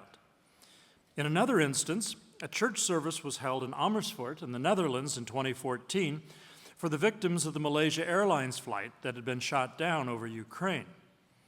In both instances, highly secularized societies chose to hold their memorials to the dead on church property rather than in a secular civic arena. The Oslo instance is especially interesting because there were people at the Oslo service, the service was actually a Holy Communion service, an ordinary Holy Communion service, who did not want to go inside the cathedral, but wanted to be on church property for the service. Mistrust of institutions leads to such well-known expressions as, "I am spiritual but not religious," which often means, "I have spiritual yearnings, but I do not want to submit them to institutionalized patterns." Such thinking goes hand in hand with the proposed cultural ideal that each individual's life is a project of self-construction, assembled out of a series of choices that can be done or undone along the way. Charles Taylor's work has helped us rethink secularity and the religious response to it. He has reminded us of how many values secularity and Christian faith share. Indeed, secularity could not have taken the shape it has historically without Christianity behind it. He has helped us see that what is being called spirituality holds many impulses that also find a home in Christian faith. These impulses can be perverted by larger social forces, of course. Most evident at the present time is the attraction of extremist groups like the Islamic State or Boko Haram for young men and women seeking to be part of something larger than themselves. The motives of these would-be jihadists are complex, but among the elements that spur them on into these groups is a dissatisfaction with the quality of their lives in Europe or North America, as well as the reach for transcendence embodied in fighting for a cause. There is an element of quest for those heading to the Middle East and other places where extremists are showing themselves. What I want to suggest here is the glimmerings of transcendence or breakthroughs into the buffered self can serve as a platform for the church to meet those with spiritual hungers they are trying to satisfy. What I have detected in places that have been marked by acute secularity, such as Norway or the Netherlands already mentioned, or in less secularized nations, such as my own country, the United States, is that the youngest generation now coming of age, that among that generation, there's a manifest desire to touch the transcendent. This desire is framed by a strong individualist mindset, often one distrustful of institutions. Yet the yearning is there. It is at this point that the church needs to begin. It is not the platform that perhaps leaders in the church would want to have as its point of departure, but we have to meet people where they are as a way of beginning. For those of us within the church, it will require a certain kind of self-emptying or kenosis. I do not mean here a forsaking of our integrity, but rather a self-emptying that will exhibit the self-integrity of our own humanity, with all our own desires for the transcendent to become manifest among us and around us. Upon that platform of a shared human quest, a forum for encounter can be built that allows for a more sympathetic understanding of these undertakings, and in turn, be seen as a site for more focused and constructive critique of those spiritual efforts upon the part of secular people. Pope Francis has spoken of the mystica of encounter. It gets translated mystique in English, but mystica is an untranslatable Spanish word that speaks of a whole world that certain actions can create. And encounter is a word that creates its own mystica, I believe. It summons up meeting people where they are, rather than having them come into the church before they can be spoken to. It means attending to all the complex, confusing, and sometimes contradictory words, feelings, and gestures that are displayed. It listens, too, to the silences and the stammering that bespeak yearnings of great power that may be what St. Paul in Romans called a groaning beyond words. Here, the example of the encounter of the two disciples on the road to Emmaus with the risen Christ gives us a clue. Jesus enters into their conversation as a listener and only speaks after he has heard the two disciples out. Only when they have concluded their narrative does he dare to take it up, to tell it in a new way. Pope Francis urges religious orders, for example, in his letter for the Year of Consecrated Life, to engage in this mystica of encounter. He has embodied this mode of encounter in his own behavior by going to what he has called the, I quote, existential peripheries of our societies, to those who are poor and who are marginalized. Now, the first reaction of many to climbing onto such a platform and engaging in such an encounter is that one cannot accept just everything. One must remain critical. And this is indeed true. But what Pope Francis is calling us to, I believe, is to understand that encounter means that we do not begin with critique, but rather we must first gain trust. Gaining trust allows those whom we encounter to feel safe enough to share their aspirations, as well as their doubts and fears, with us. Critique comes later, as a constructive affirmation of their struggle toward transcendence that helps them move a bit further down the road. Typically, we are too quick to engage in critique. That urge to jump in and counter assertions that are being made may say something about our own insecurity. Pope Francis's own manner of suspending judgment until such bonds of trust are established provides a good model of how to proceed. Engaging in such a practice of encounter, however, brings with it another possibility. The spiritual traditions that have arisen within Christianity in the course of the centuries came about in specific cultural circumstances that not only shaped their beginnings, but also caused them to engage distinctive concerns and issues as they developed. Think of how the trauma of war shaped the founders of such distinctive spiritual traditions as those of the Franciscans, the Carmelites, and the Jesuits.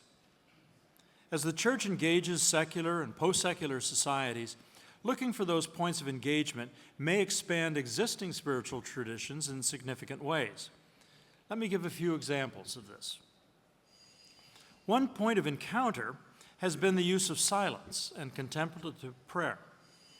I've seen young adults attracted to Eucharistic adoration, for example, for very different reasons from the earlier practices that devotion had intended.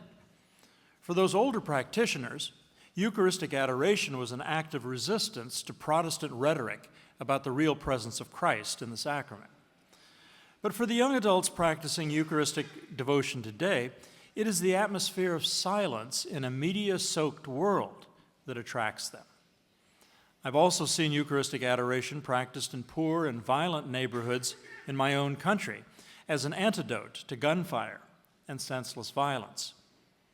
Likewise, monasteries, both in North America and here in Europe, have opened their doors to weekend guests who wish to partake in the silence and the rhythm of prayer as a respite to the everyday lives filled with restlessness and competition. Another side of encounter are the short-term so-called mission projects that expose young people from wealthy parts of the world to the poverty and injustice that the poor and much of the rest of the world face on a daily basis. Such projects awaken in those who go on them not only motivation to bring about justice and an end to oppression, but also make them aware of the resilience that allows people to maintain their humanity in such dehumanizing conditions. They see what life is like when basic social institutions fail to provide security or are absent altogether. They learn, too, what a relation of dependence upon the transcendent can mean. Not just a sacrifice of their own autonomy, but also a discovery of deeper sources of support and strength when all things around them seem to falter and fail. Thus, rather than seeing the constructed spiritualities of individual seekers in secular society as misguided, we may be able to see in their journeys gateways into exploring common themes of our humanity. These can indicate genuine spiritual hungers that speak of both these things that are deficient in our post-secular societies, despite all the promises of globalization, as well as offer opportunities to introduce seekers to the rich spiritual traditions of Christianity in new and creative ways. A certain self-emptying on our part may lead to a dialogue with seekers that has the potential to enrich their lives, even as it purifies our own. Thank you.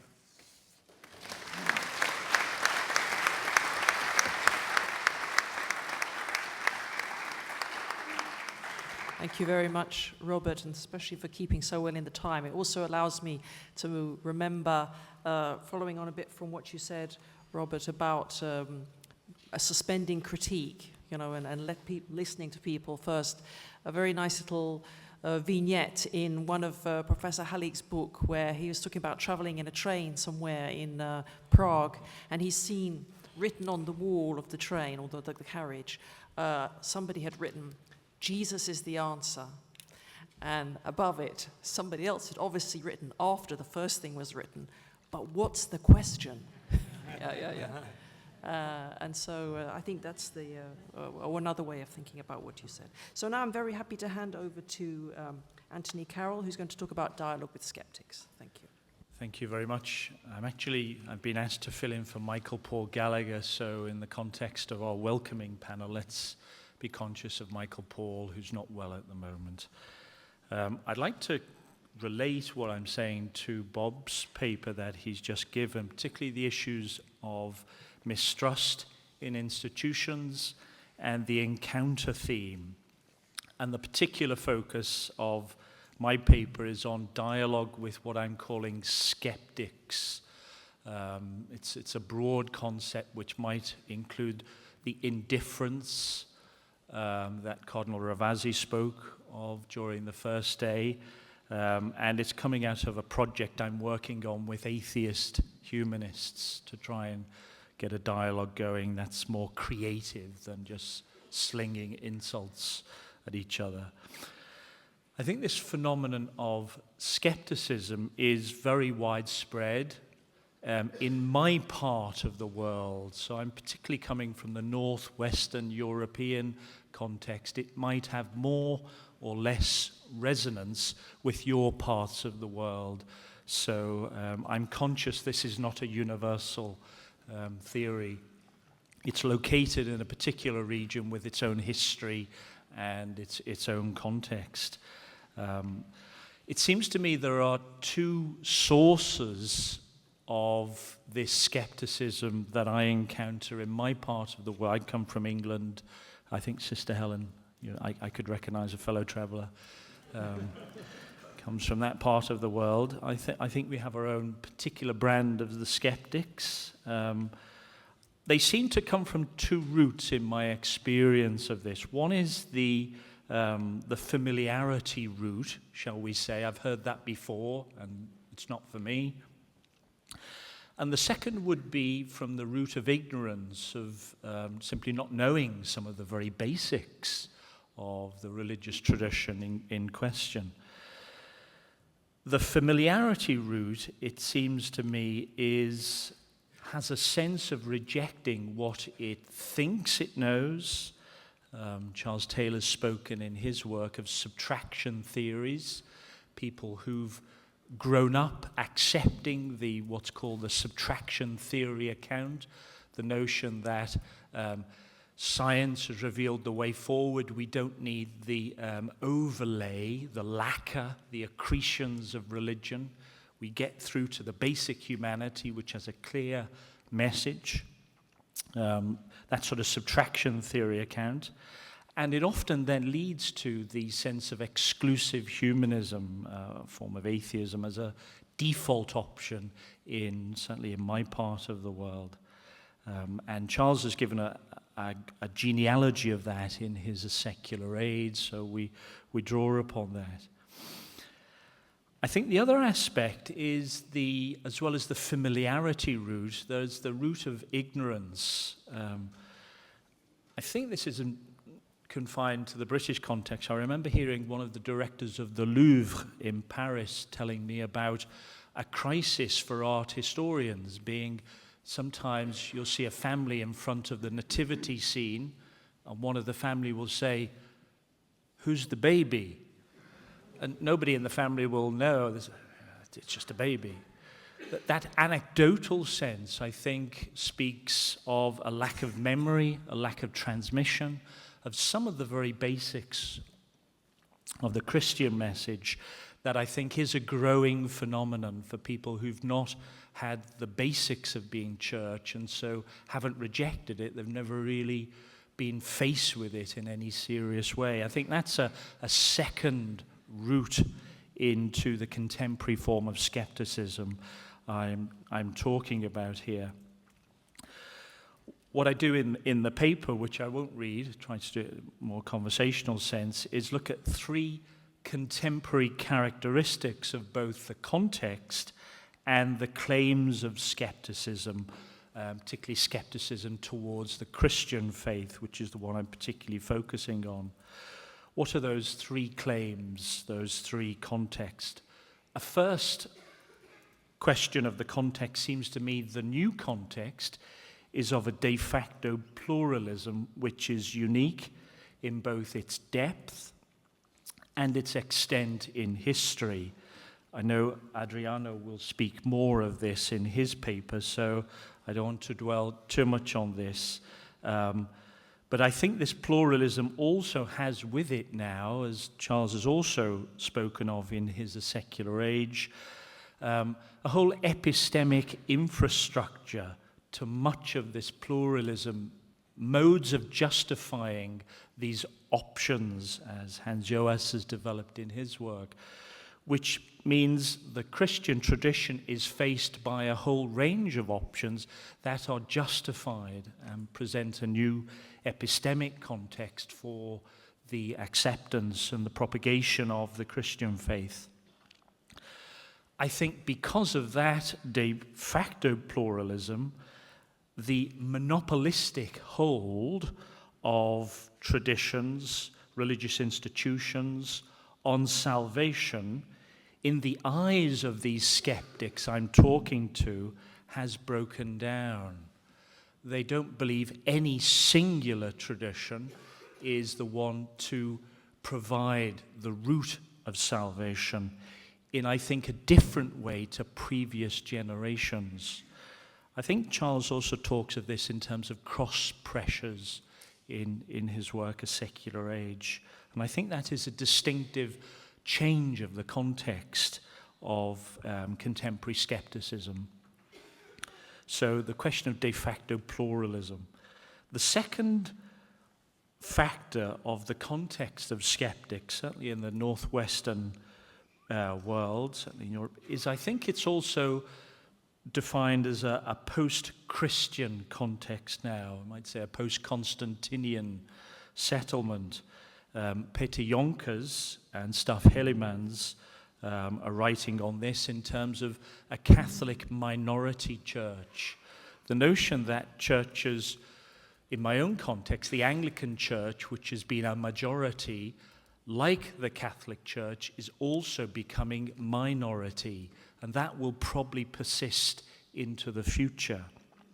So the churches in the plural being minority communities within a broadly secular context, and a context within which skepticism is part of that secular context. I think in this aspect of a post-Christian context, the separation of the gospel and the culture is becoming embedded in all aspects of society, at the legal level, at the social structure level, rites of passage level, and so on, are becoming quite common, certainly in I think, the northwestern context. And in that context, I think the secularism and the skepticism of that is one of supersessionism. In other words, it's a view that the skepticism is a sort of stadial advance on what went before. It supersedes a less satisfactory option. I think that's a definite dimension of the self-understanding of skeptics, of seeing the Christian option as inadequate to the task of the present time. If that's the case, I think it is, it requires a new missionary outlook for the church and the church in its mission, which I think is something I find in Pope Francis's Evangelii Gaudium, the need for the church to take this new context of evangelization, of mission, seriously. A Chinese friend of mine said, mission sounds a bit militaristic, and it isn't the sense of that, I think, mission and evangelization I want to speak of. It's more a sense of the being sent.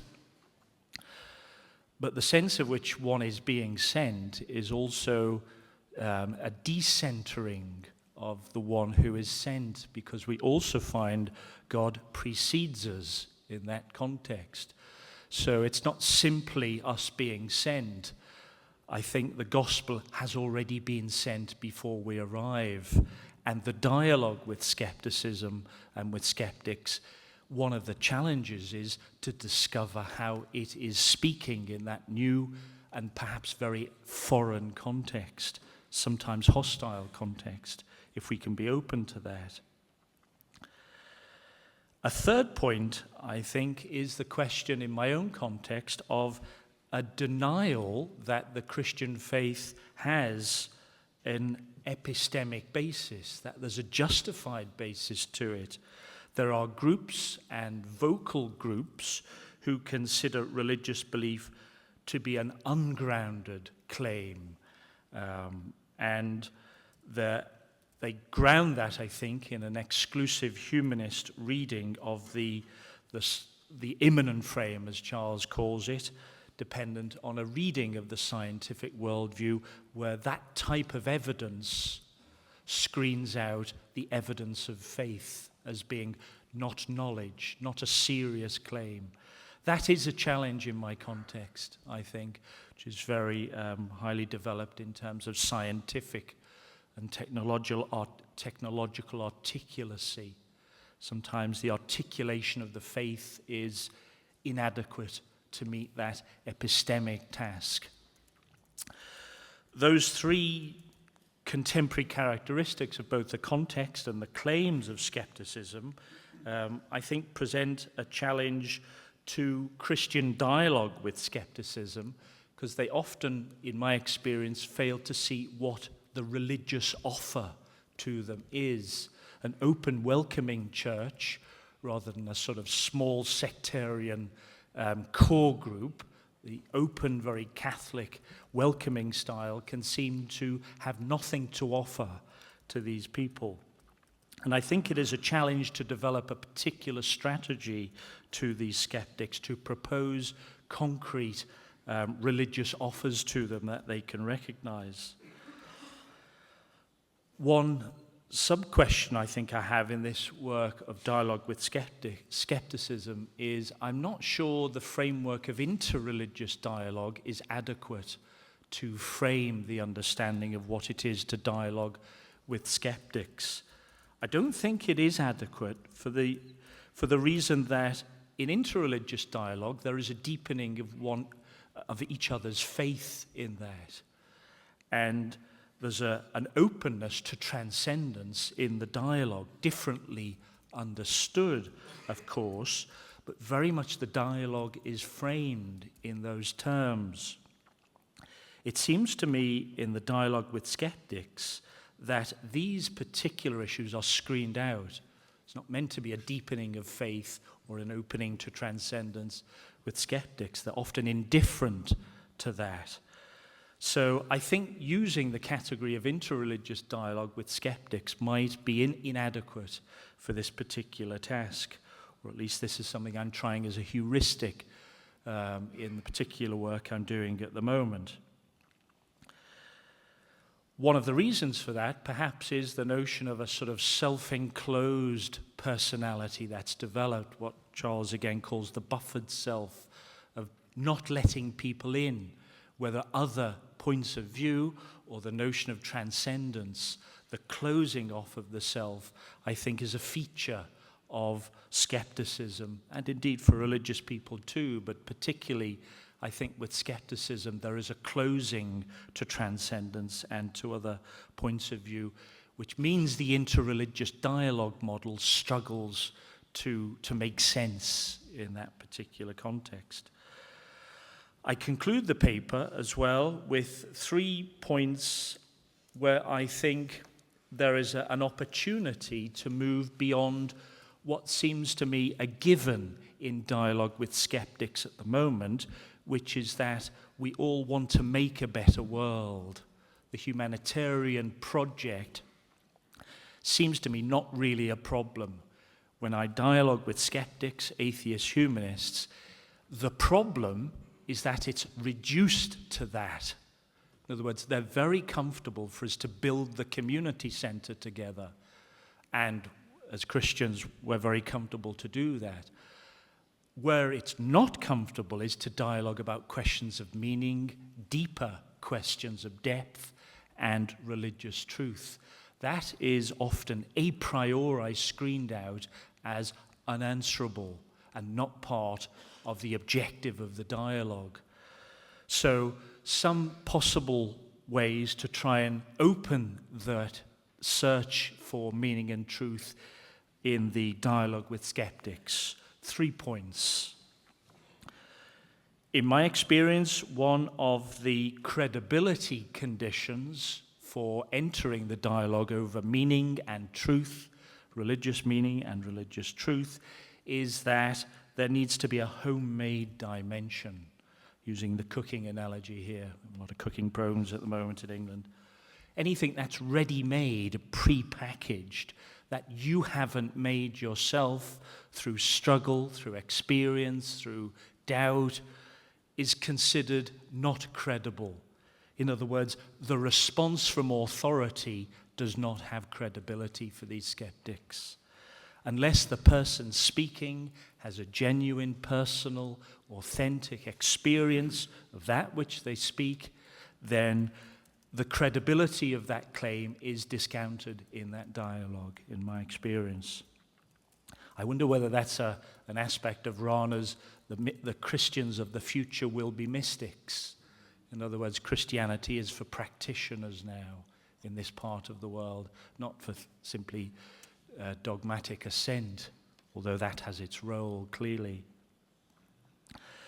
I think a second focus in the dialogue would be the question of the death cafes. I must admit I haven't been to one yet. I'm just reading about. I will go to one though and tell you what it's like. These are cafes which have started. I think they started in London for people to talk about the taboo subject of death in a context where religious language is for the very few now in rites of passage such as death. People are creating spaces for people to talk about the experience of death, of all religious traditions and none. They're called death cafes. For me, I think one of the important aspects of that is that in dialogue with skeptics, a phenomenological approach, for me, importantly precedes any theological approach. A descriptive account of the experience of living with death of a loved one in family, one's own death, is a very important aspect in which questions of meaning and truth can be dealt with skeptics and people of religious traditions. It features in the Seekers question, I think, that many groups in the Disjunctions project have taken up. A final point, and this is the conclusion before the axe drops, is it seems to me, and this is what I think the project has tried to develop above the notion of a kenotic conception, a self-emptying conception of God, is an important corrective to a contradictory force field, I think, that was set up in modernity between omnipotence in the divine transcendent realm and human freedom.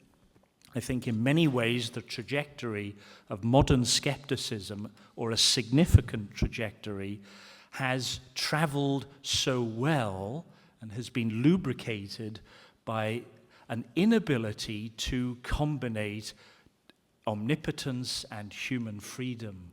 The notion that these are mutually exclusive, in my experience, plays in the experience of skeptics. It's because there is an omnipotent God that I don't believe because I want to be free. I think skeptics feel that. And I think this is something the kenotic God is trying to address. It's trying to address it, I think, in a way in which One concrete example to finish. A friend of mine did a retreat recently on Buddhist and Ignatian spiritual traditions, and he asked me how he could do this with a group. He wasn't quite sure how he'd do it. He's used to 1 hour lecture rather than a whole day. And he chose the example of the phenomenology of bowing in religious traditions. The experience, the phenomenological account of bowing, or we call reverence, is subjection of the person to God. The experience of that is not one of disempowerment, it's one of liberation. And that's the actual concrete experience of bowing or of kneeling. That is read often by skeptics as subjection before a freedom-taking God. But the actual phenomenology of reverence has a very different tone to it, a very different flavor to it. It's very important in Islam too, of course, the subjection and so on.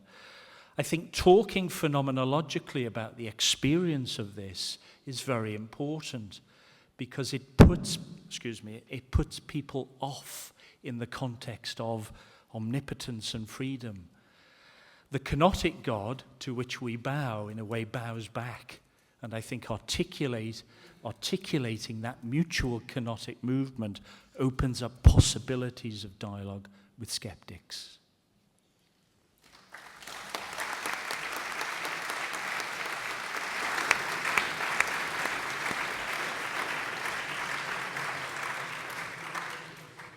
Thank you very much, Tony. I think that last point also made me think about the very first time we saw Pope Francis on the balcony, and the very first action he did was to bow to all the people there and show a sign of reverence to the people there. So that's a very profound image also connected with his papacy. So now I'm very happy to hand over to Adriano Fabris, who I know will also be equally good about timekeeping so that we can have a really good discussion afterwards. Thank you very much for this occasion of sharing ideas and perspective for our church. I cut my presentation not because I fear Sister Helen, not only because I fear, but because I prefer to discuss with you about the central problems, the real problems. In my speech, I planned to describe the main tendencies in contemporary religious life in Western world. My intention was to discuss 3 aspects of this situation. The first aspect concerned the religious pluralism in public sphere and the difference between the plurality of religions as a matter of fact and the religious pluralism, an expression, religious pluralism, which refers not only to the description of a fact, but to a value, that is, to the idea that this fact, the plurality of religions in Western experience, is a good thing and has to be improved or managed with tolerance, another key word. The second aspect I planned to explain concerned the definition of the term fundamentalism, the description of the several types of fundamentalism, and above all, the reconstruction of a logic of fundamentalism, that is, the structure, the categories, the mental structure that are able to produce this way of life. I described it as a pathology, an illness of thought, not only of the religious thought. In this pathology, in particular, a contingent, circumscribed assumption is immediately held to be valid, necessary, and absolute for everyone. Fundamentalism, in a word, reveals a lack of mediation The third and the last aspect of contemporary Western human landscape, in my opinion, which I had to describe, was that of indifference. Pope Francis often speaks about a globalized indifference, and the term indifference means, above all, religious indifference. The idea according to which all religious wars are essentially the same, are consequences of a non-scientific mentality and must therefore be repudiated. But indifference is contagious. It leads to nihilism. According to it, everything can be placed on the same level: ideologies, philosophies, beliefs, and nothing has meaning anymore. Well, I have no time for explaining these phenomena in detail. I cannot discuss it more deeply.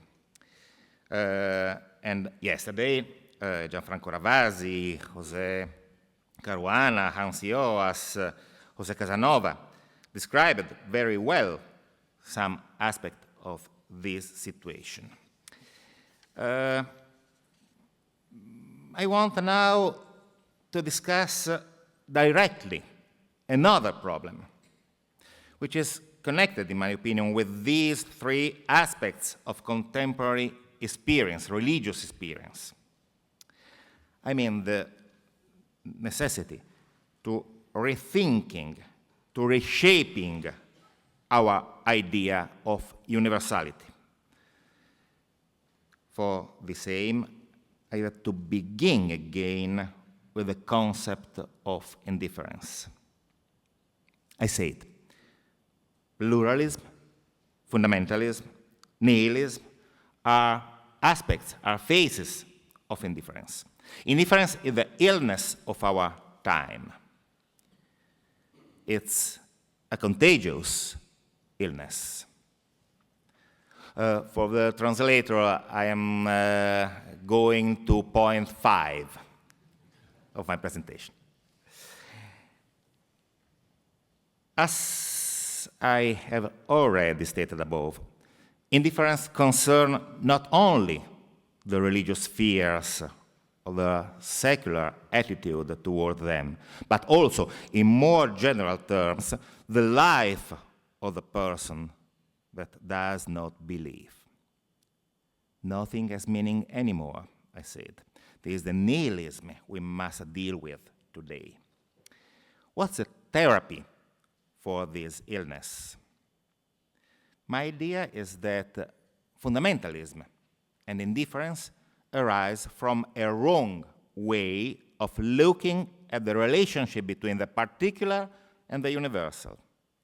That is to say, from the tendency to identify the contingent with the absolute, and from the attempt to avoid mediation between these two levels.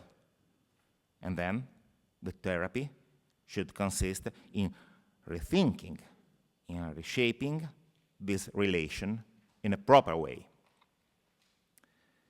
First of all, it's necessary to rethink the philosophical notion of universality. If we wish to avoid both the rigidity of fundamentalism and the confusion of indifference, then we should establish a proper way to mediate between particularity and universality. This is where the problem lies. Yet, we cannot avail ourselves for this purpose of the mediation which has been developed by a certain philosophical tradition starting from Plato. Rather, we should refer to the idea of mediation which was elaborated by Christianity and was drawn upon by various strands of philosophical thought. In fact, in order to save the phenomena from their contingency, Plato considers the content of a universal as fixed in a transcendent sphere. Plato locates the universal in another preliminary world, which is defined once and for all. The world of ideas, we know, the real, absolute, and eternal world. And the world of experience must comply with this word and be commensurate to it. If the phenomena of experience adhere to the world of idea, then they can be legitimized and saved. They can be seen as object of the very true knowledge.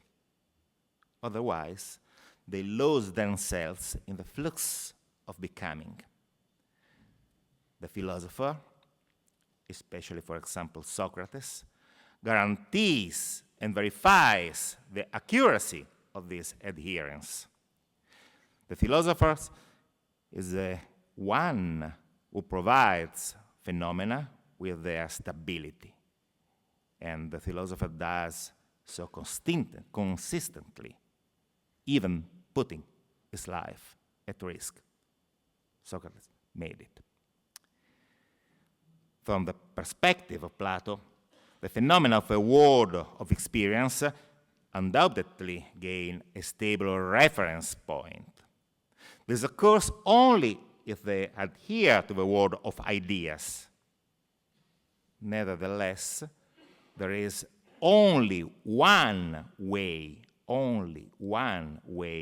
to achieve this adherence and to verify it. And only the philosopher is aware of it. Anyone who is not aware of this way or does not subscribe to it is wrong. In Plato's view, therefore, the mediation between particularity and universality is fixed once for all, in the form of an incorporation of a particular and the contingent in an universal and eternal perspective, because only the universal is valuable. In opposition to this rigid and exclusive subsumption of the particular under the universal, Christianity invites us to follow another path. On the one hand, the path to incarnation, and on the other hand, the path to redemption. In philosophical terms, not in theological terms, incarnation means that the absolute becomes contingent, that absolute enters into history.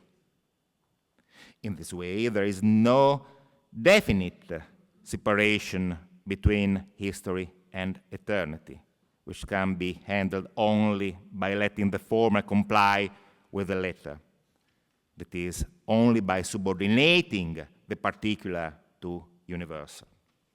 Rather, there is a dynamic relation which fosters the connection between these two levels, and at the same time preserves their unsurmountable difference. Furthermore, redemption is not only the focal and terminal point of salvation. It's not only an experience aimed at retrieving the eternity of what is contingent, but also the course that a human being must follow in order to realize all these. There is more. By means of the individual's moral actions and the participation in the community's rights, this course foreshadows, as much as possible, the eternal life on this earth. If considered in this way, both redemption and incarnation do not identify in an indifferent manner the absolute with the contingent, the universal with the particular.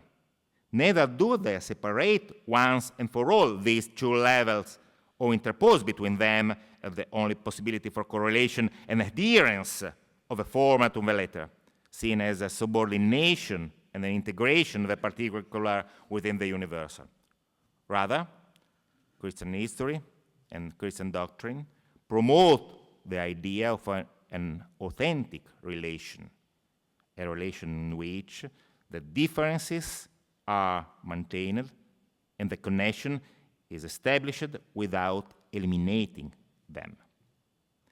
This is possible because, unlike the static relationship envisaged by Plato, this relation is dynamic.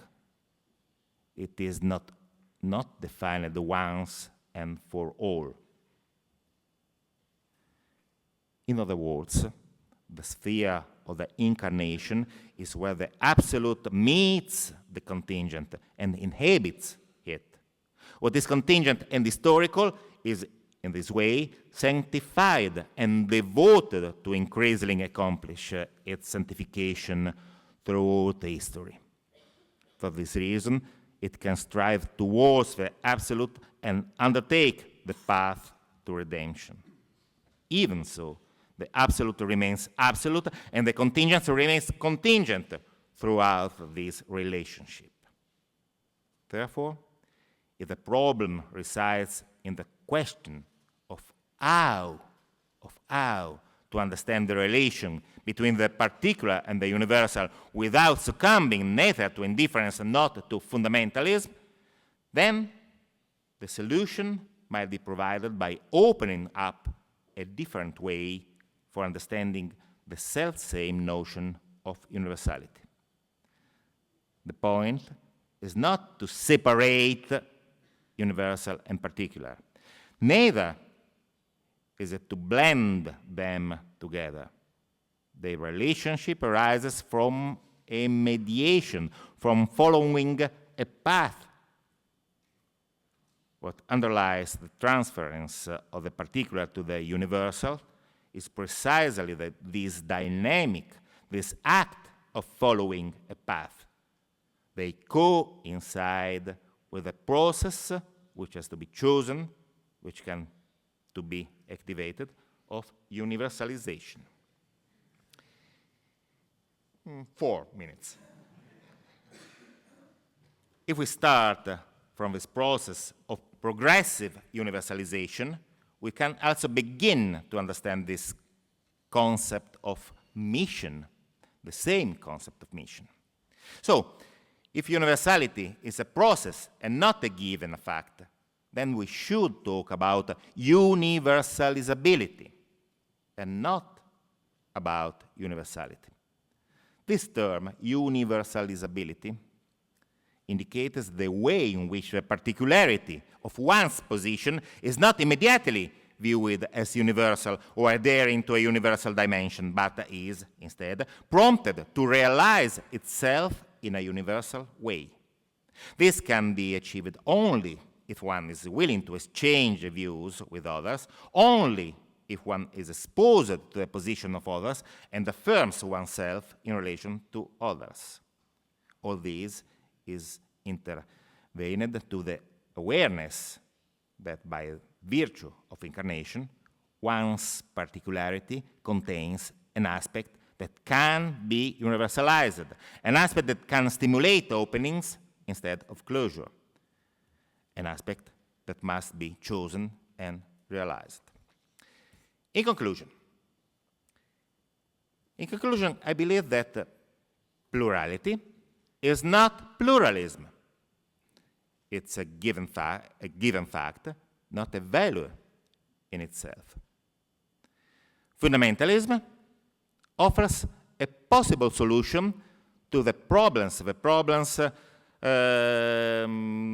the relationship between various religions in our pluralistic landscape, in our plural and pluralistic landscape. Fundamentalists offer a solution, a very easy solution. It argues that one's particular position possesses a universal value immediately. At its heart, therefore, fundamentalism coincides with relativism, because fundamentalism absolutizes a relativistic, particular stance. Fundamentalism bears witness to indifference and adds to the confusion between particular and universal. It exemplifies an indifference inherent in many other, not necessarily religious conceptions. Basically, indifference consists in confusing the particular with the universal, the relative with the absolute. This leads inevitably to violence. Well, in order to overcome this situation, in my opinion, it's necessary to adopt a different perspective. The given fact of universality must be transformed into the process of universalizability. It's not possible to achieve unity by attempting to make the self coincide with itself or by attempting to forge a closed identity. Rather, unity can be brought about by building up and fostering a true relationship between the self and the other. Unity consists in a dynamic of unification. This is a point. Unity is interaction, not only action, interaction and communion. We have the word communion. This does not mean that I lose my identity or that I renounce the truth which this identity expresses. Neither does this mean that I shed this identity in favor for a wider dimension. Quite the contrary, the identity of the individual develops and is realized only through the relationships it establishes. In this way, this open identity contributes to move one's particular position toward the process of universalization, toward the universalizability of the act of welcome and the act of mission. Summing up, dialogue, communication, open identity, the open identity they express, allow us to experience the very same identity of Christianity and the dynamics of progressive universalization which characterizes it. All this contains the antidote to the illness of fundamentalism and indifference. Above all, this is what provides us with the indication of how to concretely realize and experience a welcoming church. Thank you very much for your attention.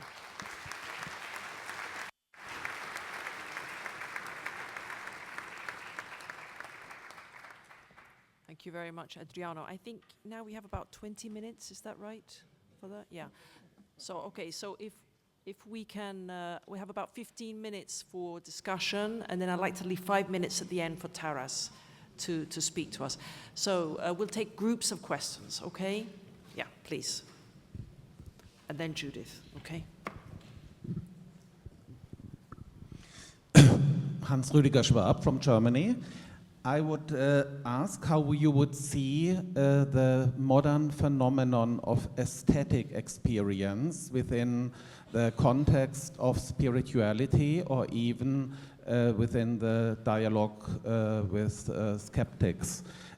Is it aesthetic experience more a stadium after belief, as John Dewey, as I'm not mistaken, writes, where religious energies find a new place, or might it as well lead to a new openness for the belief?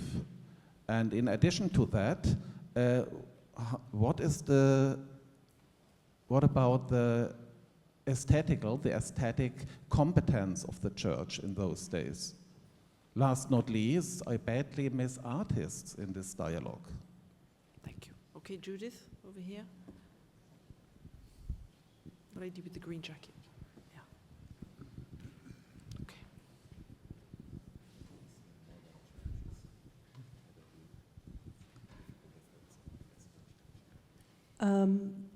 This is a question for Robert Schreider. Christian spirituality is a practice that takes much effort, and it's over time. and in itself is a search, even with multitudinous resources. What might be markers in a secular spirituality which can carry this over time quality? And I'm thinking even pastorally of the experience of many people who lead RCIA groups, and people are baptized, and after the baptism, they do not continue practice. Okay, there's a question from a lady over here, and then a gentleman next. This lady here, please. Looking for me? No. Okay. The lady with the scarf.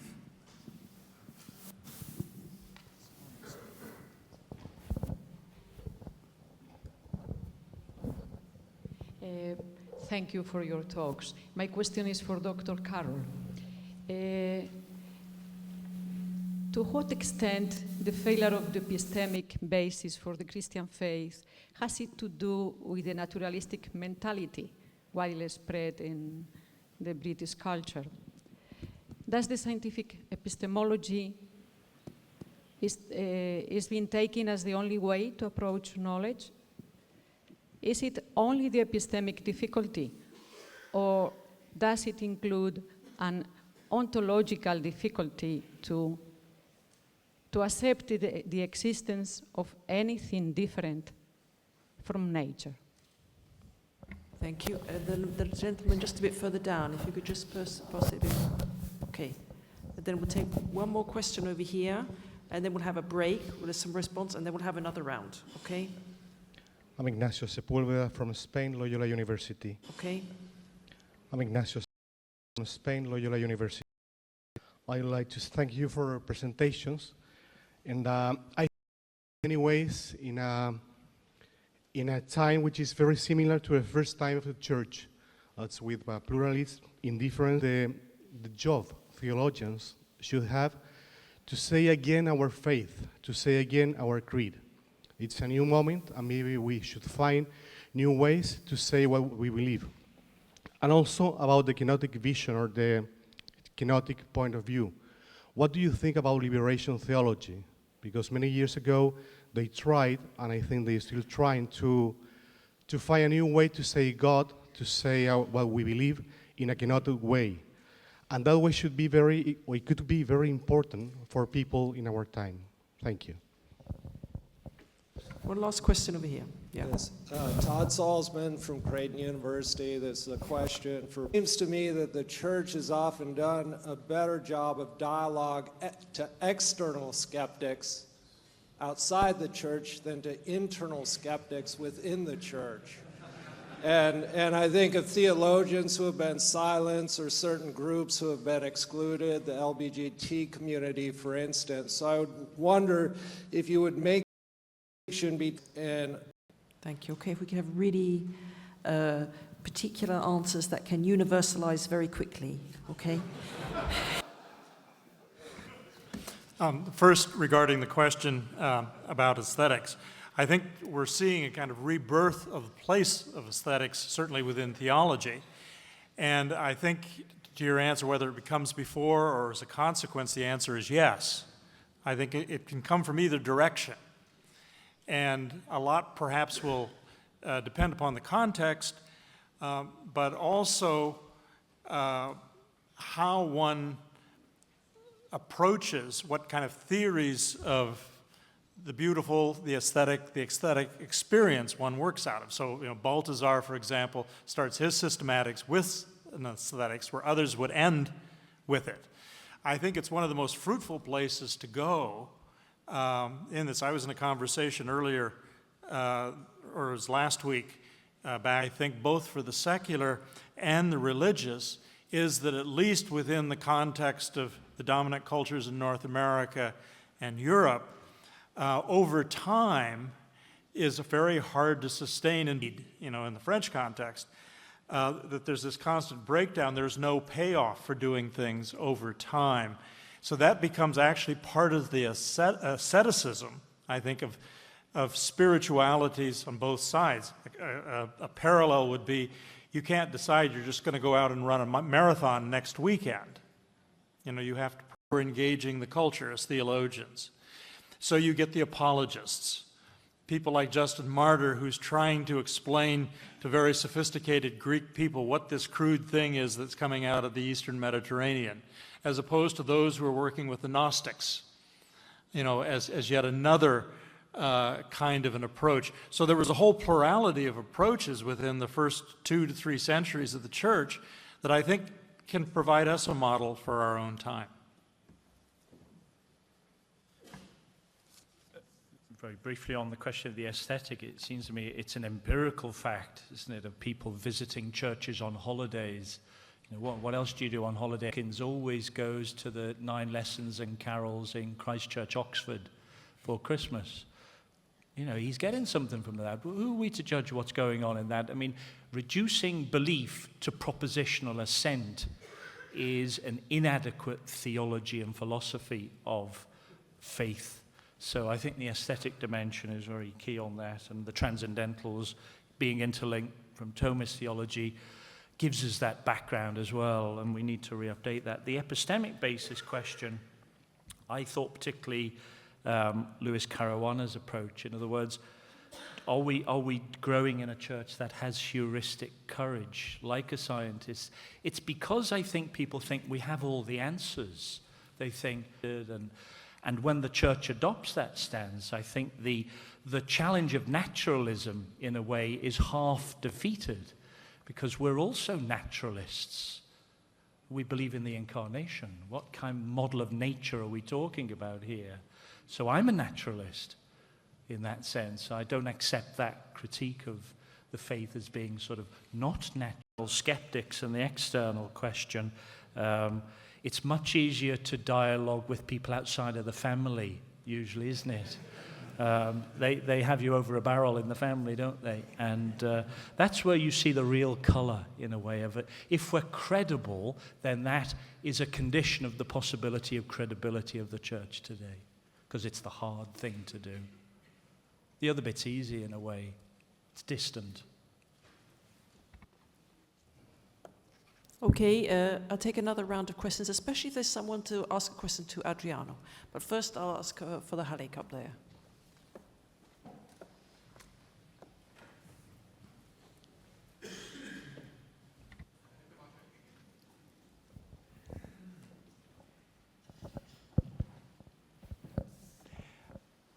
To the dialogue with skepticism, I think it's important to show that that we know skepticism from inside.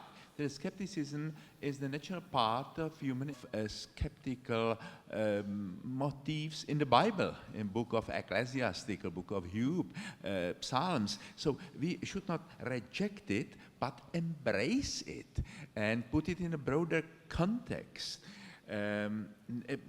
But we should ask if skepticism has much to do with melancholia or with critical thinking. Both could help us. Melancholia, I remember the wonderful book of Romano Guardini about Schwermut, the melancholia at its meaning, but also the critical thinking. The both can help us to overcome this banality, religious illusion, and to go through this dark night to the major ways. I speak about the Eastern character of Christianity. We need the Good Friday. We need the Christianity. We need the Good Friday. We need the death of God if we believe in resurrection. Okay, thank you, Professor. Also, the questions can be quite particular and universalizing. Does anybody have a question for, okay, Father Kennedy, and then I'll come back around for some others. You are a very strong moderator. Professor Fabris, thank you very much. I appreciated your talk, particularly for putting aside the idealism, that Platonic tradition. It comes down to a question of choice and which system you follow, and about been able to universalize propositions. One option is the one you've taken, which I agree. Another option is the Kantian option, to act in such a way that my norm, my rule, can be applied to everybody. Would you like to comment on that and how it might fit with what you said? Okay, thank you, Father. I'll take two more questions. Okay, we've got one here and one over here. Okay, that's it. I'm sorry you can't take everybody. Thanks to all of the three speakers. I'd like to address a specific question to Anthony Carroll, and to thank him, first of all, for his splendid diagnosis of the problem of skepticism today and the characteristics that attach to them. I found it very helpful and very stimulating. And I want to zero in particular on the principle that before we have our theological answers, we need a phenomenology. And I think you're absolutely right about that. But would you help us in coming to terms with a phenomenology that would help us to move beyond the buffered self? How do we see beyond the buffered self? Because it's the self is the common denominator in the three questions that you raised about death and identity and meaning. And it seems to me we need an anthropology. And could you open the door for a phenomenology of an anthropology that would lead to theology? For example, I think that it's useless for us to talk about a kenotic God. It's in-house. But could we talk about a kenotic anthropology as a door to a theology of kenosis? Thank you, thank you. And then a very quick question here, okay? I just want to follow up on that, is giving an account of the human condition. And I dialogue is to accept sort of what is the human condition, and how, we're all in this human condition sort of together, right? And I think one important basis is what the former Chief Rabbi Jonathan Sachs talks about, we're meaning-seeking animals, right? It sort of goes back to the death cafes, right? Is that, we're seeking meaning, or Professor Taylor in his book talks about as fullness. We're all seeking fullness. And I think this is a way, of coming to terms with the human condition rather than trying to escape it. And I think there's a tendency to focus on sort of the angry atheist, but I think there's a lot of friendly atheists, and I think this is a way of maybe bringing out the friendly side. And I think, even among intellectuals and philosophers, there's increasingly amount of friendly atheists, and it goes to the point about sort of atheistic spirituality. Okay. So, thank you very much.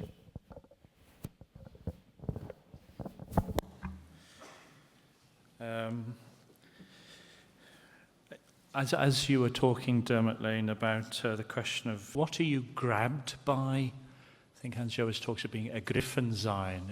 An option's not just you choose this, you choose that. It's what are you grabbed by? I think the sense of being grabbed by humility in a person is a concrete experience. I mean, sometimes you're grabbed by all sorts of things, but being grabbed by somebody who's very proud is not for many people. I think most ordinary people are grabbed by humility. It moves us, it sort of pulls us out. I mean, that's got to be a dimension in which the kind of phenomenology of kenosis is very ordinary for people. I mean, what has a singularity to it? I think it's the singularity of the kenotic thing. Our philosophical tradition. But my idea is that this tradition has to renew.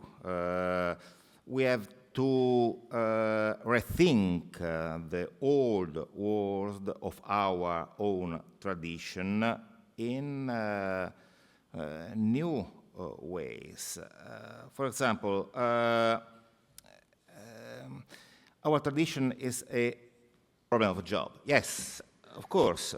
But what can we learn by this experience? We can learn that theory, our philosophical theory, is not enough. We need an ethical engagement. You said, Ethics can. Thank you very much. Well, I don't know whether Taras at the end has been practicing kenotic anthropology, but he's certainly been humble. And as we all know, the last shall be first. So we now give a few minutes to Taras to speak. Thank you, Sister Helen.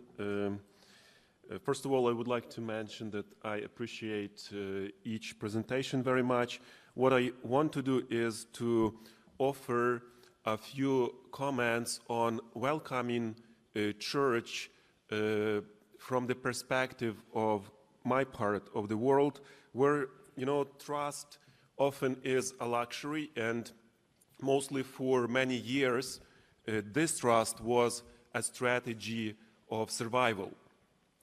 As a phenomenologist, I was, trained to not to take things for granted and to appreciate some basic things. And actually, what we experienced in Ukraine was really some basic things, very important for human condition. So what all papers have in common, I think that they invite us to proceed in evangelization, in a communication of the good news of the gospel, rather in a methodological rather than ideological manner. What does it entail to my mind? First of all, it could be translated into a kind of hospitality, forgiveness, and sacrifice. So pure sacrifice is a thing which I would answer with this to the question about phenomenology of human kenosis. So I think it's really not many people in the world, however buffered are they, who can stay buffered when they are witnessing a pure sacrifice. So all these things are radical in the sense that they are rooted in the encounter with Jesus, incarnate God. Of course, institutions are and will remain important, but ultimately speaking, they are not ends in themselves.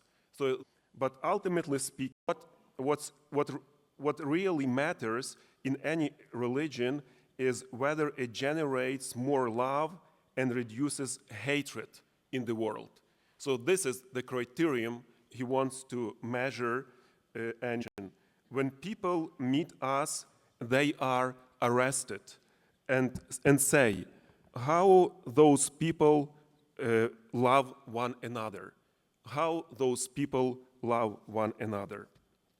Can we live together in a way that makes people wonder where this love comes from, who gave it to them? And then hopefully we will be able to change the perception of the church according to the images of the state as a hierarchical, strict, formal structure, to the church as a community of love, as most immanent presence of the most transcendent God in the world.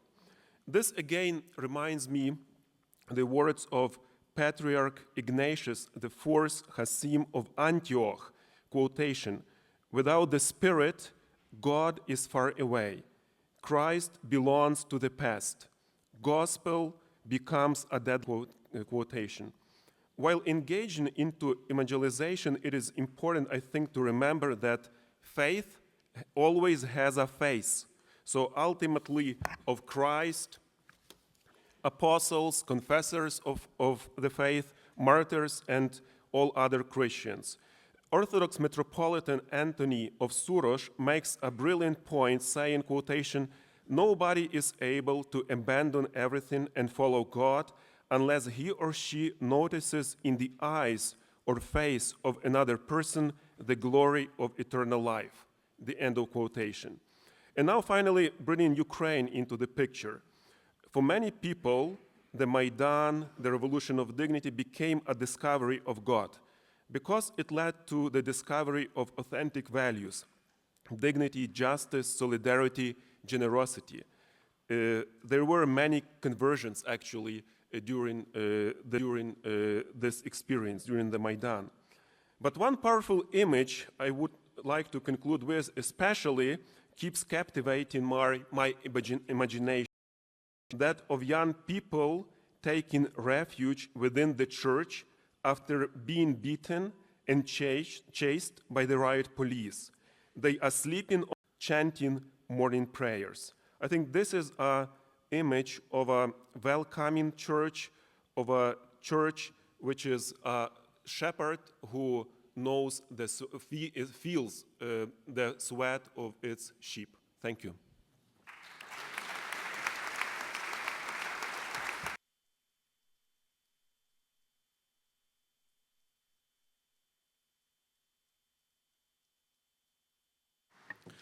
Thank you very much once again for this wonderful panel, and thanks in special for Taras for giving voice to this very touching, very serious situation in Ukraine.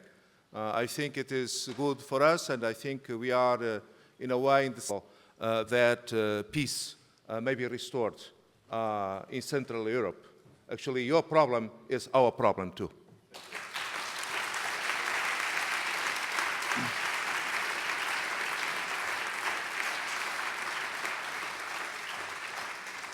And thanks again, a special thanks to Sister Ellen for the excellent moderation. You know, you gave reasons for being here. There is one reason even more important, is that we feel the call to love our neighbors as well. So thank you. One important thing, we start again at 3 o'clock. Please be aware that this afternoon we are expecting more people wanting to come, and we are glad about that. So please make sure to take your seats, keep your badges, and take your seats as soon as you can. I mean, 15, 20 minutes before the beginning at least, because those who are registered are the ones who have the right to be inside. But we also want to give the opportunity to others that might want to join for the 2 sessions, particularly the last one. As we can imagine, there will be people wanting to come. They are welcome. The last one, as we can imagine, there will be people wanting to come. They are welcome if we have space. If you don't have space, they go to the adjacent room for the video streaming. The speakers, moderators of this morning, and the persons that were invited to the seminar yesterday morning are again invited to come together at, I'd say, 5 minutes, 10 minutes to 1, at the front door to go to the restaurant to all.